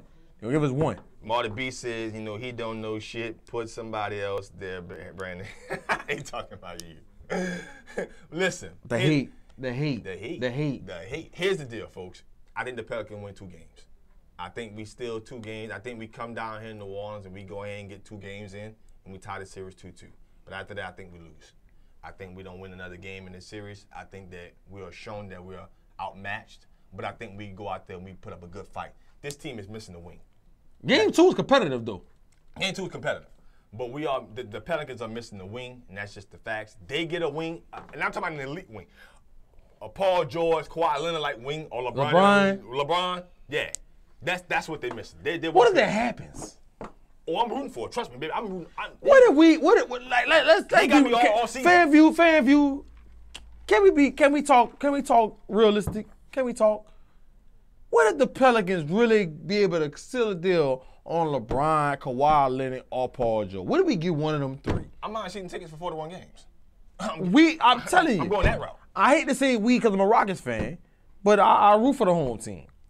The Pelicans are going to be in position to win the title, to compete to win an NBA title. That's all they lacking. That's all they lacking. You got to get rid of Solomon Hill and bring him somewhere where he can get a haircut. That's what it got to be. That's what they lacking. But listen, we got Coach Hen on the line. Coach Hen, are you there? Coach Hen. Whoa. What's up with your boy? Not much, man. Just getting out of practice. I understand. Listen, A.Me got to do something this year, but we ain't going to talk about A.Me right now. We talking about these Pels. Man, you need to put your window up, man. I hear all the wind blowing in the phone. Man, you don't hit nothing, man. There you go. Coach Hen, game 2, with the Pelicans outplayed or out-refereed? What's your take? Man, they outplayed, man. They outplayed. Man, this is, I said it last week. I think me and G both said it last week. This is not a favorable matchup for them. They best chance to do something to shock the series was a big game 1, and then they got destroyed there. And then the Pels don't have nothing off the bench and nothing. They don't have enough on the perimeter to get them back in the game. And I think what really happened, I think what the big turning point was, the Pelicans are not playing their brand of basketball. I don't know if it's because Alvin Gentry's back where he was coaching, and they trying to go pace for pace, shot for shot with the Warriors, but they not doing what in essence pretty much sparked they run at the end of the season. They're not doing what got them the sweep against Trailblazers. Right. Again, I think that when you're playing this team, the Warriors right now, and again, I was on, I'm in the Warriors, I'm rooting for the Pelicans always. And I just looked at the beginning of this series without Steph Curry being available. Well, game one shocked the freak out of me. When they spaced the Pelicans out and they was hitting on shot. Game two, the Warriors were not on. They actually had a bad game. People don't understand that. They had a bad game. And shooting from the field. What saved them was the free throw that they got, the free throw attempt that they got. That's what saved them. But when that team is playing at a D level, to what I saw with game two, they played at a D level, and that team plays at a B level any night, boy, any team in trouble. That Pelican lose by 30. They in trouble. It's just a bad matchup all around, boy. Draymond Green is obviously getting in the heads of a lot of people. I mean, he got people all in the media like Charles Barkley saying they won't punch him in the face. And so, man, look, at the end of the day, it's just a bad matchup. We got to chalk it up. It's a learning experience. The good thing about it, we got here.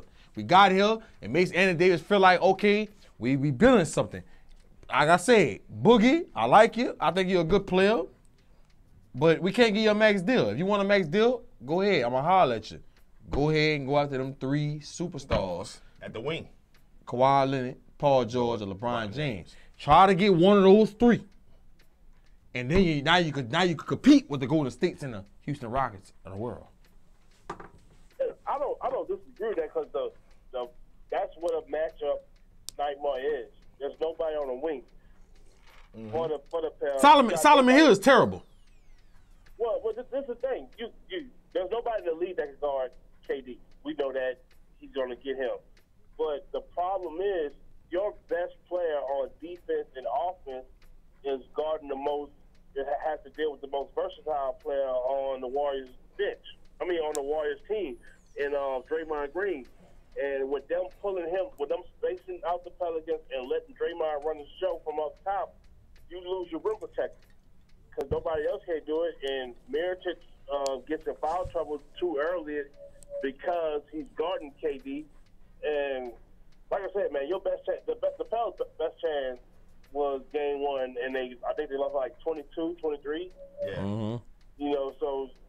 Then you had the bucket monster and Steph Curry, and then he came off the bench, and he outscores the whole Pelicans bench by himself. In his first game back, man, that just spells disaster, man. We overachieved. Definitely. Be happy. Look, you can take positive strides. You didn't get to the playoffs and lose in the first round. You actually shocked the world. You swept, and then you playing the defending champion. Look, take some notes. See how you get better, and because I think the series over. I wouldn't be surprised if it's a sweep. They gonna get one. They got to get a game. They gonna get one in the NO, man. They gonna just come down here. I feel like Anthony Davis and that Smoothie King Center gonna be rocking. We got a lot of pride down here in the state of Louisiana, in the boot, and they gonna get at least one. They gonna give me 2. That's true. We got all that. We do got all that going, but goddamn it, everybody in the boot ain't playing. You got wings from Bourbon Street. You got AD. You got Rondo and Drew against, like G said, USA Junior over there. Yeah. We ain't got a shot ahead. And this is the thing. I can see if that team was just put together. They didn't. The Warriors don't have no championship, nothing like that. They learned themselves. But look, this team has done this before. Championship. You know what I mean? Look, 4 seasons in. They know how to handle adverse crowds. Right. They know how to go in and win games in hostile environments. And look, at the end of the day, they can score faster than anybody in the league. Outside, them in Houston, they can score fast, just as fast as anybody in the league. So they can erase the lead if you jump out at them just as fast as they can build the lead. Right. Now I want to read some of these comments right quick. PJ Brown says Rondo was 3 and 4 from from 3 in game 2. I feel like the Pels was the best shot winning the game. Jesse Smith says unstoppable. Derek Ross says, let's be real. Why would LeBron leave the East when he has dominated dominated his entire career. Because you either you're trying to just be cool with going to the finals, or you're trying to win a title. And if you're trying to win a title, New Orleans is a good destination to come. You're gonna get you some good food, some good seasoning, and your food ain't gonna be bland like it is in Cleveland. And you're gonna play with a top 5 player in the league like Anthony Davis and Drew Holiday. So come here and try to potentially win a championship. Jerome Wilson says if LeBron comes to New Orleans, it would be the greatest relationship since chicken and waffles. I like that. I like that. Alex Williams says a slower pace, absolutely no bad shot from Golden State transition, and a Superdome type atmosphere might get you one. You know, talking about the Pelicans. You know, tomorrow they're coming home, and they're going to stay home. Ooh, Dennis, I like. Ooh, he talking sweet. Dennis talking sweet here. Talking stupid. You know, Marty B says the dude act like the series is over after 2-0. Who is that dude? Who are you talking about? you gotta at me. At me. He said that dude talking like it's over at 2-0. We have to win 4 games, not 2. Derrick Ross said it is over. Much about Derrick Ross. While Marty B said wow, up 2-0 back to Cleveland. I'm just saying they're just gonna be there. I guess he's talking about LeBron. Listen, Toronto. I'm gonna talk about Toronto in a second. Right now I'm talking about the Cavs. Right now I'm talking about the Pelicans. I'm gonna get into Toronto in the Cavs in a second. You know, Derrick Ross says, I can care less about the Cavs. Golden State will sweep the Pelicans and repeat as champions. Whoo! Hope you brace on the repeat part though. Listen, I don't think the Pelicans get swept. I don't think they're not getting swept, dog. They're not getting swept. Get swept. No, that's not transpiring. To me, they win 2 games. To me, they win 2 games at the Singleton King Center, and then I say, okay, they go back to Arco 3-2, then they come back home, and the series over. That's just what I see. And if the two games don't happen in the Singleton King Center, by all means, so be it. They had a great season. Reality is they really don't belong here. Right. When Boogie Cousins went out, we were begging for them to be an 8 seed at best. They got in as a 6 seed. They swept the Portland Trail Blazers. From this point on, everything else is a learning experience and learning it. Take as data. This is the thing, though. The only way that the Pelicans get back in the series is they're gonna have to change how they've been playing. Yeah. If you don't have to go inside out on these guys, beat them up on the inside. Can't nobody stop Drew from driving to the goal. Can't nobody handle AD on the post. But if you keep playing like they've been playing, they swept. I don't give a damn how you see it. You might have to get you another goddamn lazy eye surgery.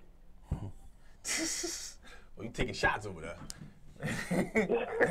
I got 20-20 over here, baby. Man, LeBron got 43 and 14 and 8, man.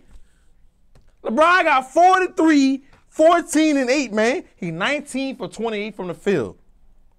They about to win. It's 128 to 108 in Toronto. Look, listen. How many times? Let's go into this segment. Let's go into this segment, and I've been wanting to say this, man. Listen, I don't root against LeBron. I'm not a LeBron fan by no stretch of the imagination. But we gotta respect greatness. Thank you. When it's upon us. When it's upon us, we gotta respect greatness. The man got 43, 14, and 8. He been showing up.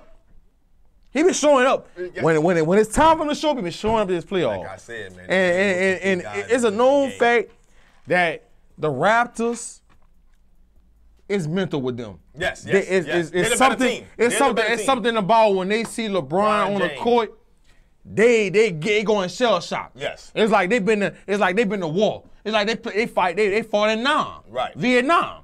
And they shell shock. And when they see LeBron, they have flashbacks when it was in Vietnam. Correct. I think that Kyle Lowry and DeRozan and the rest of those guys. Now, Marty B said Kevin Love got 31 and 12 too. Don't forget about Kevin Love. I'm not forgetting about Kevin Love, man. Kevin Love. I'm not Kevin Love, but LeBron got 14 assists, so I know a lot of them points coming from distributing basketball. I'm not watching the game, that's but a complete part of the game, man. But Kyle Lowry and DeRozan, he's not having a bad game, but he's not having a good game. He got 24 points. He got 11 for 23. Lowry got 21. He's 7 for 10. That's not good enough for them to win. But that's not good enough for them to win this series. But the bad thing is, look at the rest of the starting lineup. Ibaka got 2. Valanciunas got 16. What that do, Van? And then I don't even know how to pronounce it, boy. The small forward, Nobi, he got 5. The supporting cast is not showing up. It's the end of the game. It's over. 128 to 110. The bottom line is this: LeBron James. Greatness is upon us. But I'm not gonna be a prisoner of the moment. I respect what he's doing, and listen, kudos to him. But I gotta see when you do this, when you get in the finals. Here's the thing. Because if you go against the Rockets or the Warriors, here's the deal. Can you still pull up these kind of performances? Stop it. See, so I'm not gonna get too ahead of myself, but I do respect what he's doing. I think it's great.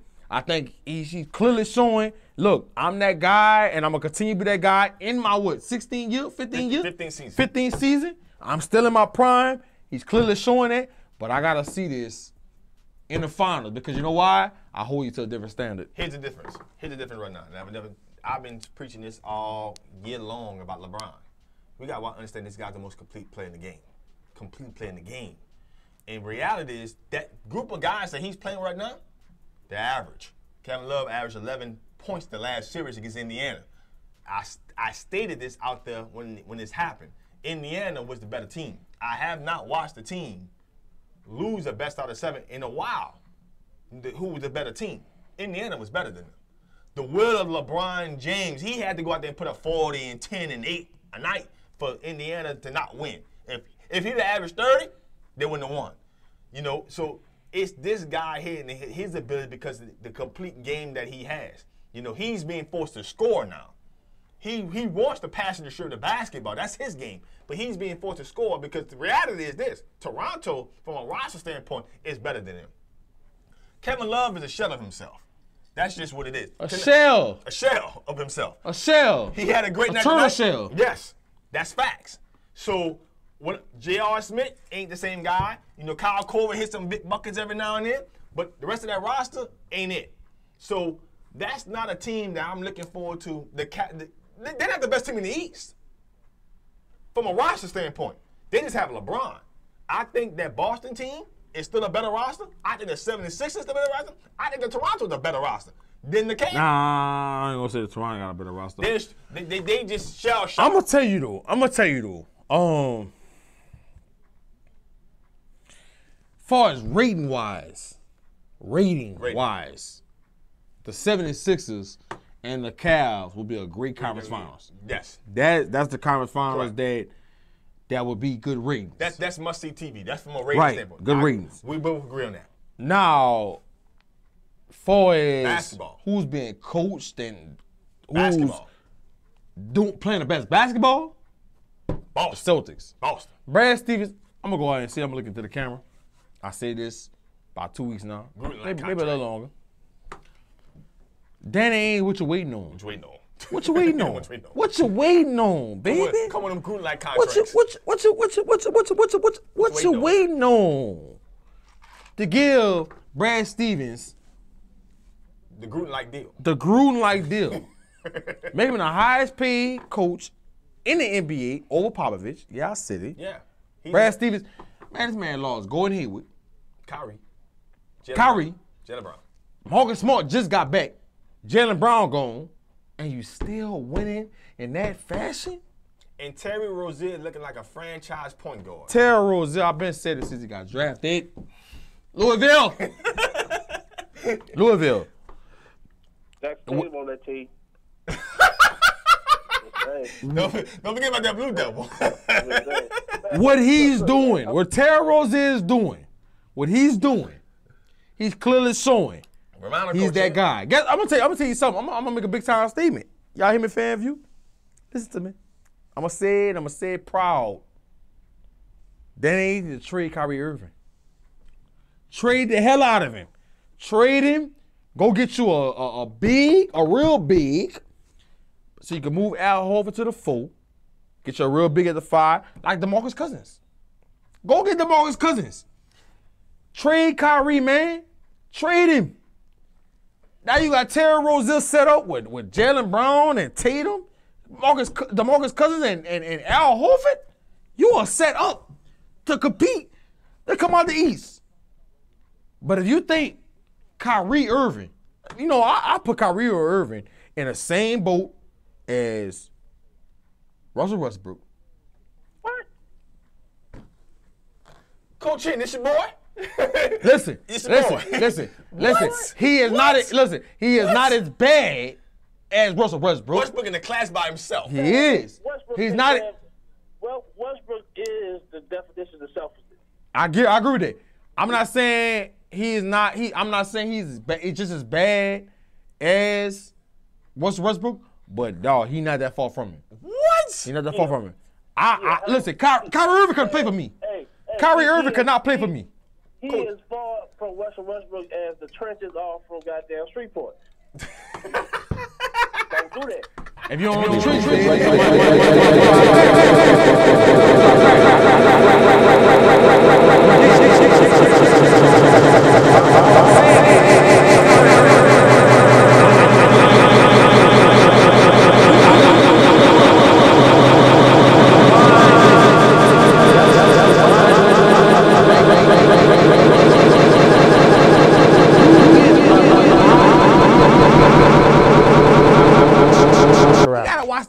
That is accurate. I didn't see any. I didn't see any Kyrie Drake. Irving's a I didn't see any phenomenal Drake chit chat talent. tonight. Listen, Not a whole lot of chit chat. I'm not talking about Drizzy him tonight. as We're going to get you some touchscreens in a minute. Let's just see this third quarter As far as because winning, Toronto played really well in the first half. They had a pretty decent lead, working margin, and then that 9-point lead turned into a 2-point lead going into the break, and then get rid of Kyrie Irving, make Terry Rozier your point guard, trade Kyrie to the Pelicans. Excuse my French. Trade him to the Pelicans. And bring Boogie there? And bring Boogie, I'll get a third team involved, and you trade and you get Boogie to the Celtics. Now you got Boogie, Al Horford, Tatum, Jaylen Brown. Boy, if Kyrie Irving came to New Orleans, I'm all in. You damn right. You ain't gonna win nothing. Shit. You ain't gonna win nothing. Shit. You ain't gonna win nothing. You ain't gonna win nothing. Shit. You ain't gonna win nothing. What? Now you gonna sell out the Smoothie King now. He gonna drop sell it out. You gonna your apparel, your tickets, your merchandise sales gonna go up high now. Coach in. But you ain't gonna win nothing. You gonna win nothing. You gonna win nada, Nathaniel. Cause he don't play winning basketball. I'm telling you. What he is doing right now, he is being the definition of the prisoner of the moment for his boy Terry Rozier. Nah. Terry Rozier fits. He fits Brad. Listen, he fits Brad Stevens' system better. He fits it better. Listen, I'm gonna get to these comments. Get rid of it. Get rid of Kyrie Irving. I'm telling you. Go back to the original topic at hand. Look at man. What the Cavs roster set up is, they struggle against teams that's athletic. Indiana wasn't the better team in the series. They wasn't the better team. They was the more athletic team, which made LeBron have to do superhuman things. Okay, so now you play a team like Toronto, who's not athletic. You know y'all messed up. Y'all match up for them athlete for athlete, and LeBron is just in that I'm no prisoner's moment. You know he's doing what he's going to do now. And look, y'all know I'm a LeBron fan, and I'm gonna say this loud and proud. If the Cavaliers play the Celtics, LeBron be going to like straight finals. If the Cavaliers play Philly, LeBron will be watching the finals at home. Because Philly is probably the most athletic team in the league. Athletic. From one to whoever the 13th person on their damn bench. Their coach might even be athletic. It's just that was their process. Yes. Get athletic guys that could do multiple things, that can play in space and move without the ball. If that's the teams that give the Cavaliers roster a problem ever since they got Kevin Love, because he's not athletic, he's not the player that he was in Minnesota. Because he's playing with LeBron. That's why. What do you say?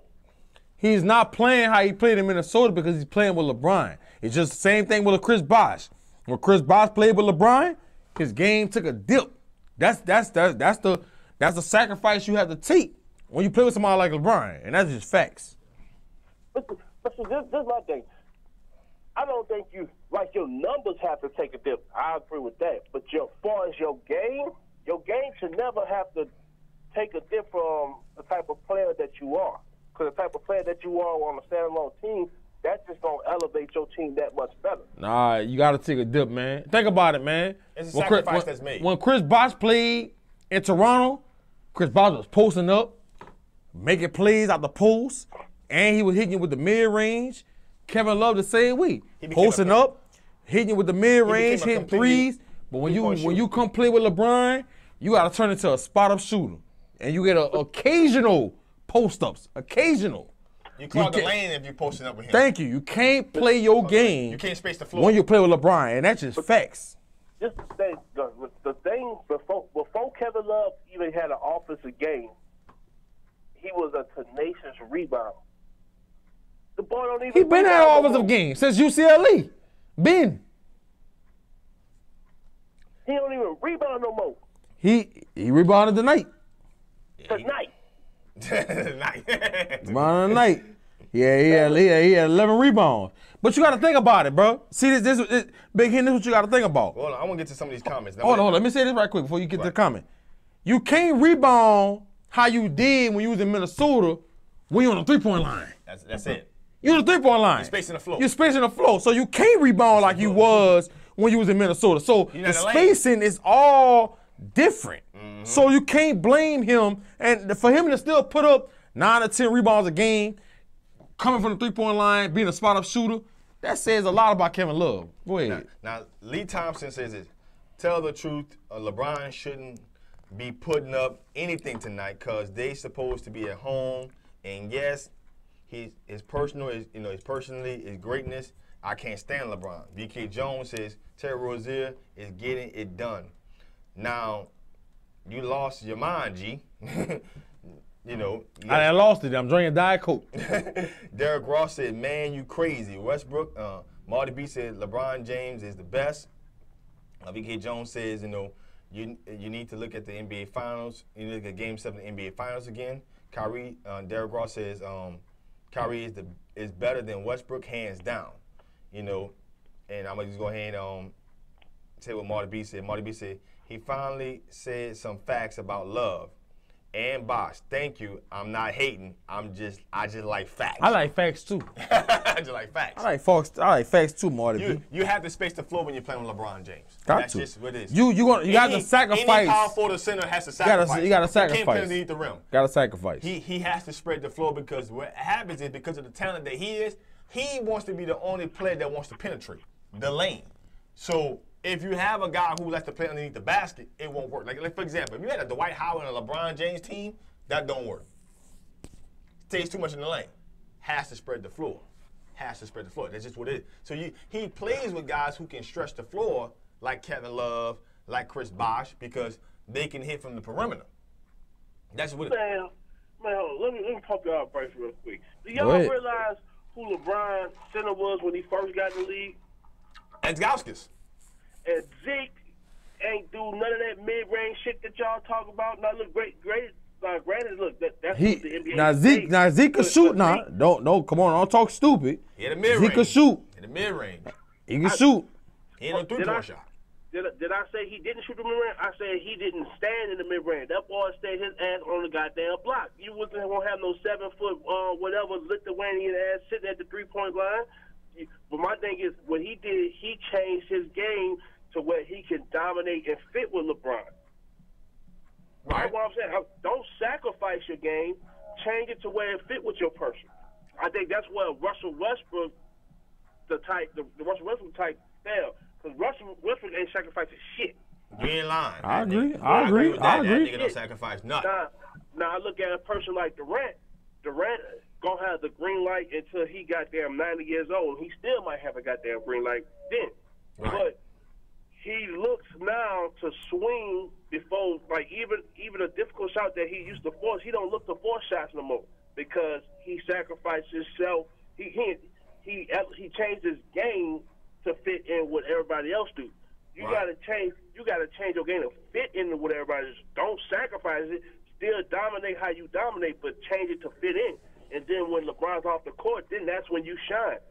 See, when LeBron leave the court and Kevin Love still out there, his ass still stay at the 3-point line, like he paid rent there.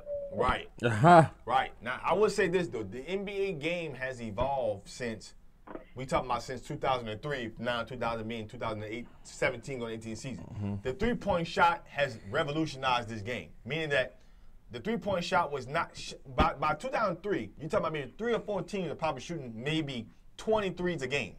Now all 30 teams shoot maybe 22 to 25 3-point shots a game. So it has created a level of spacing that has to happen because there's the evolver of the 3-point shot, which means you have to space the floor. So now, the way LeBron James may have played when he originally came into the NBA, and the LeBron James that has to play now is not identical as far as how they play the game because the evolution of the 3-point shot. You see what I'm saying? I think like the Houston Rockets would shoot that bitch 50 times. Right. Team like the Golden State Warriors shoot that bitch 40 times. The Pelicans shot that bitch 37 times the other night. Why? Because the evolution of that shot. Teams are scouting AAU guys right now. Can you hit it? Can you hit it? I can't hit it, coach. Well, you got a problem.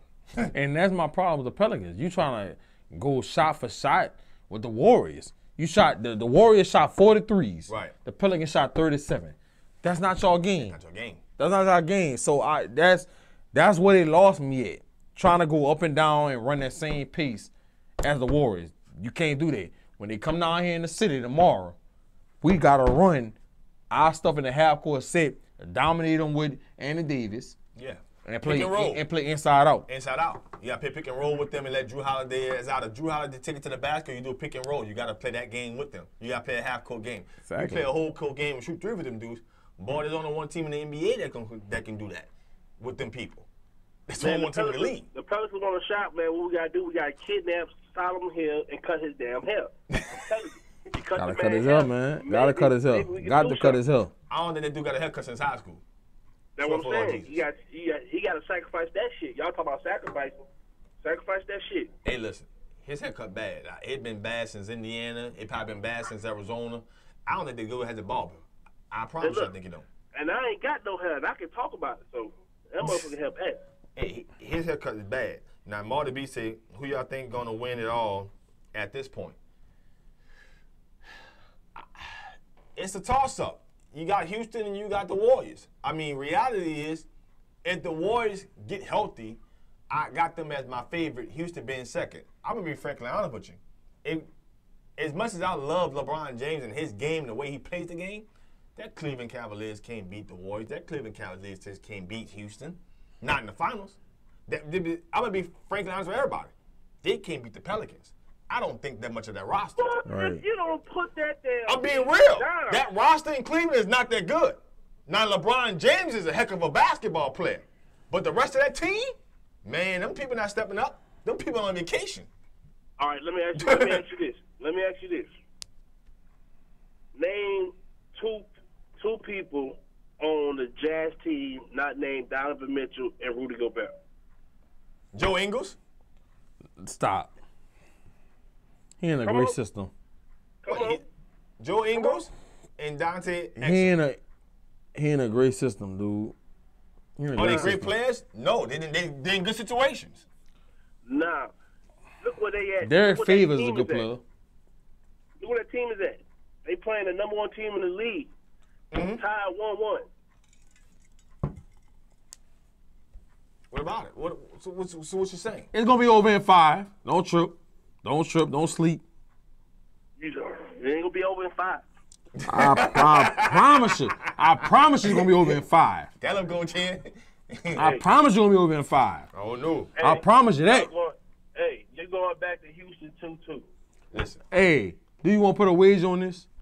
So you know, I don't gamble, but I look. I ain't talking about no money. We ain't got to gamble no money. What we gambling? I ain't got help, so I ain't cut that. No, we gonna gamble a meal. I like how you think it.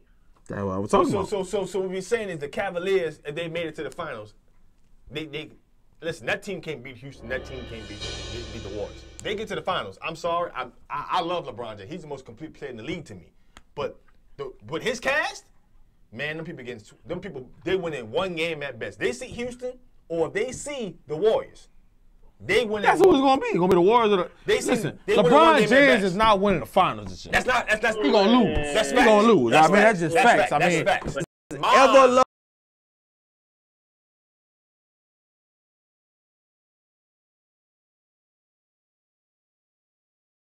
Check no more. Boy, that 2010 Dallas Mavericks team will beat the brakes of this 2017-18 Cavs team. They will beat them people. They might beat them. They ain't gonna beat the brakes off. They gonna win. Dirk having to guard LeBron. Okay, you had Sean Marion. You forgot that team beat the 2010 Miami Heat. They had Sean Marion. They had Jason Kidd. They had Jason Terry. They had J.J. Barrett. They had a good role player. They had Tyson Chandler. They had a good system down there. They had a good system going for that team. Now, if I put all those old aging players in the NBA today at 2017, would they win? No. But in 2010, yes, they'll beat that team. Now, you talking about that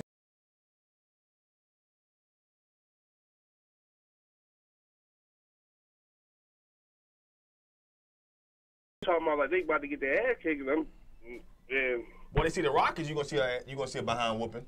Man, name me somebody on that team that got a ring. On the Rockets team, they play the Cavs. They all gonna have rings. When it's all said and done. Trevor Ariza got a ring. Stop. Oh, you right? One person? Dog, listen. You like that team full of Well, that's how I feel. This is how I feel right now. The Rockets are in a situation right now where they seem like they're destined. I'm just telling you what I'm looking at. If you go ask me, last 2 years, I've been a Rockets fan. People was like this. Y'all got a chance to win it? I'm like, man, everybody playing for second place. Last year I said it. The year before that I said that. We didn't we just couldn't do it. You can do it.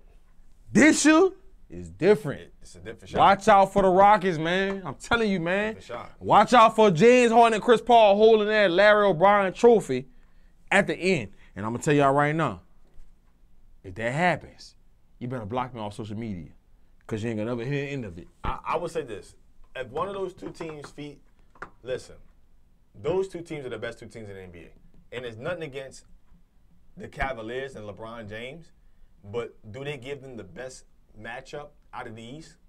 They don't. The other difference is that the Boston Celtics and, to me, your Philadelphia 76ers are better teams than the Cavs. The difference is they're not experienced in the NBA Finals moment. That's the difference. That's a huge difference. That's a huge difference. They're not experienced in that moment. But reality is experience comes with getting here. So they got to get this. So they got to go ahead and see Houston or see the Warriors and get their behind whipped so the experience comes into play. LeBron getting there with that team, his experience won't matter. They getting their ass whipped. Okay. That team is just not capable of, like I said, the Larry Nances and the Jordan Clarksons of the world, and the Rodney Hoods, as much as they're good young players, them guys on vacation, they have not raised their level of play. The only two guys who helped them win tonight was Kevin Love and LeBron. You can't name another person on the team that made a difference. I'll say this, bro. I'll say this, man. We got 5 minutes left. I'm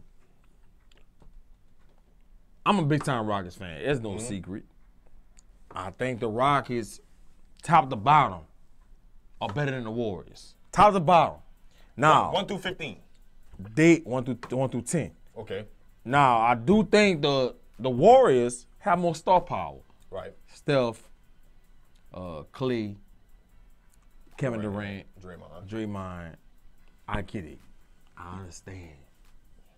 But I think the Rockets bench and they role players and the addition of Chris Paul, it adds a different dimension to this team. I see a different focus. I see a different effort on defense. Right. Do I think the Rockets is just going to cakewalk past the Warriors? Hell no. They ain't the team in history could. But I think the Warriors go toe-to-toe with the Rockets, and the Rockets win this in 7. And I think that Chris Paul is at a point in his career where he's ready to take that next step. He's never been to a conference finals. Pay with a chip. He's never been to a finals. Pay with a chip. I think that he gets it done. He plays for the chip. And if we get to the finals, I don't care who the hell come out the East. It don't even matter who come out the East. The Rockets gonna win it. Don't matter. And I promise you that. Between them and the Warriors, it don't matter who come out the East. The fact that we could switch on pick and roll, and I sound like a broken record because I've been saying this for a while, with Ariza, Bamute, PJ Tucker, you got a rim protector and Clint Capella, you got a good bench with Gerald Green, Eric Gordon, Nene, Joe Johnson, people like that. The Rockets are set up. Daryl Morey has done a great job setting his roster up. I think you're going to see. Yeah, we won one right now with the Jazz. Don't get caught up with all of that. The Jazz are a tough team. They overachieve too. Okay, what the hell they doing? We're going to beat the people in 5 games. It's going to be 4-1. I promise you that. And we're going to move on to the conference finals. Back to Houston 2-2. We're going to play the Warriors, and there's going to be a battle, and we're going to beat them people in 7. And I promise you, everybody's watching. You better block me on social media. Big Hen, you better block me on social media. Fred, block me. Because I'm telling you, once we hold that Larry O'Brien trophy up, we going to load up the freak train. And a brother like me, go on a front row seat.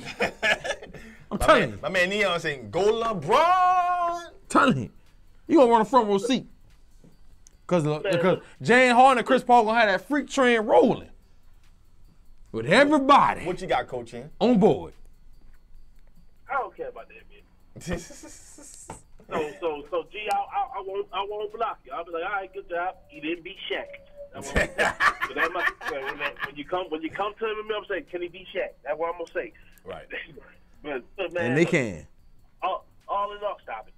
All in all, I think the Rockets will play the Warriors. Whoever comes out of that, I do think is going to win the championship. But if my dog LeBron over there, I'm not saying that y'all not gonna not win that bitch, but it ain't gonna be no ass whooping like this, like the bleach drinker that's saying. 6 games. We'll beat them in 6. They beat them in 5.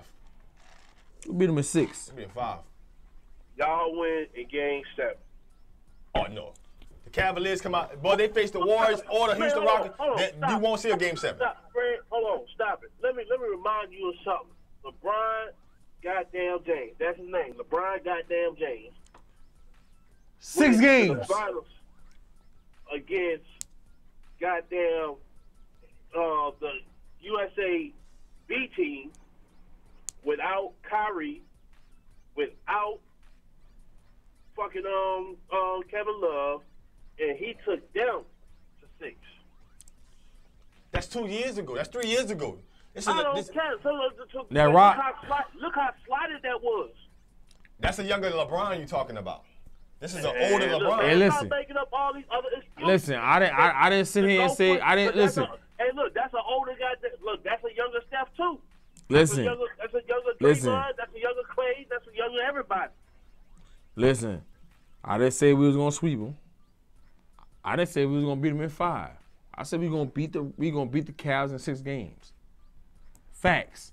And we're gonna come back on the show and we're gonna talk about it. And y'all gonna give me all the glory. And you might be then block me on social media. But I'm telling you how it's about to go down, man. I'm telling you how it's about to go down. Just listen to me. Just like I'm telling you, when y'all go back to Houston, it's gonna be 2-2. It ain't gonna happen. Listen, the producer said, listen, it's that timeless. I want to read what Lee Thompson said, and we got to get ready to go.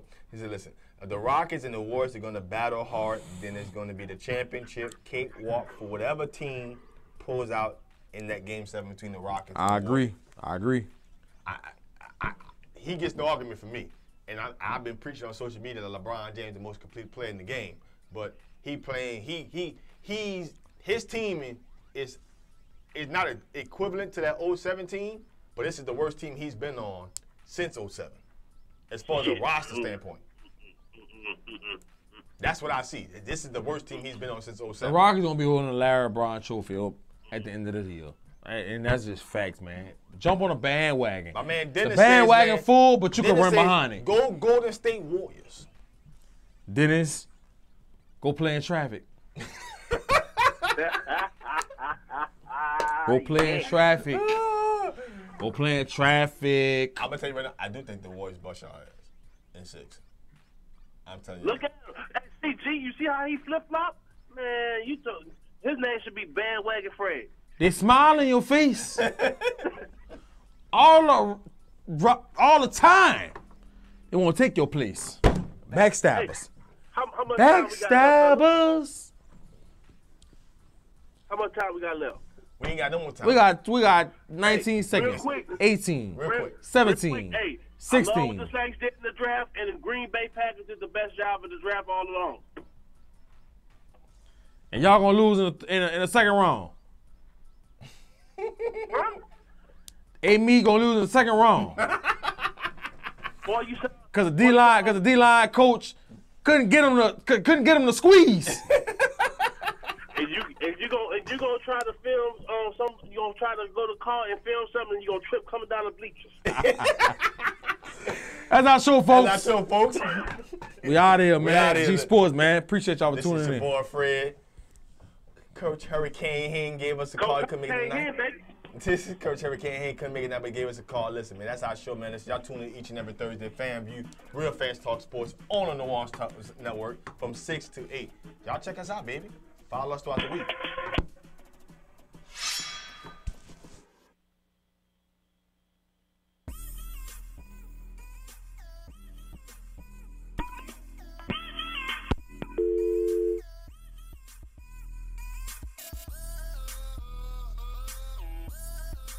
Well, what's up, everybody? This is boy Coach Hurricane here. You can follow me on Facebook at Henry Singleton or on Twitter at HenryHayoU15. Listen, this is your boy Fred. Listen, you can follow me on Facebook at Brandon Fred Jones, or you can follow me on Twitter at BFredJones.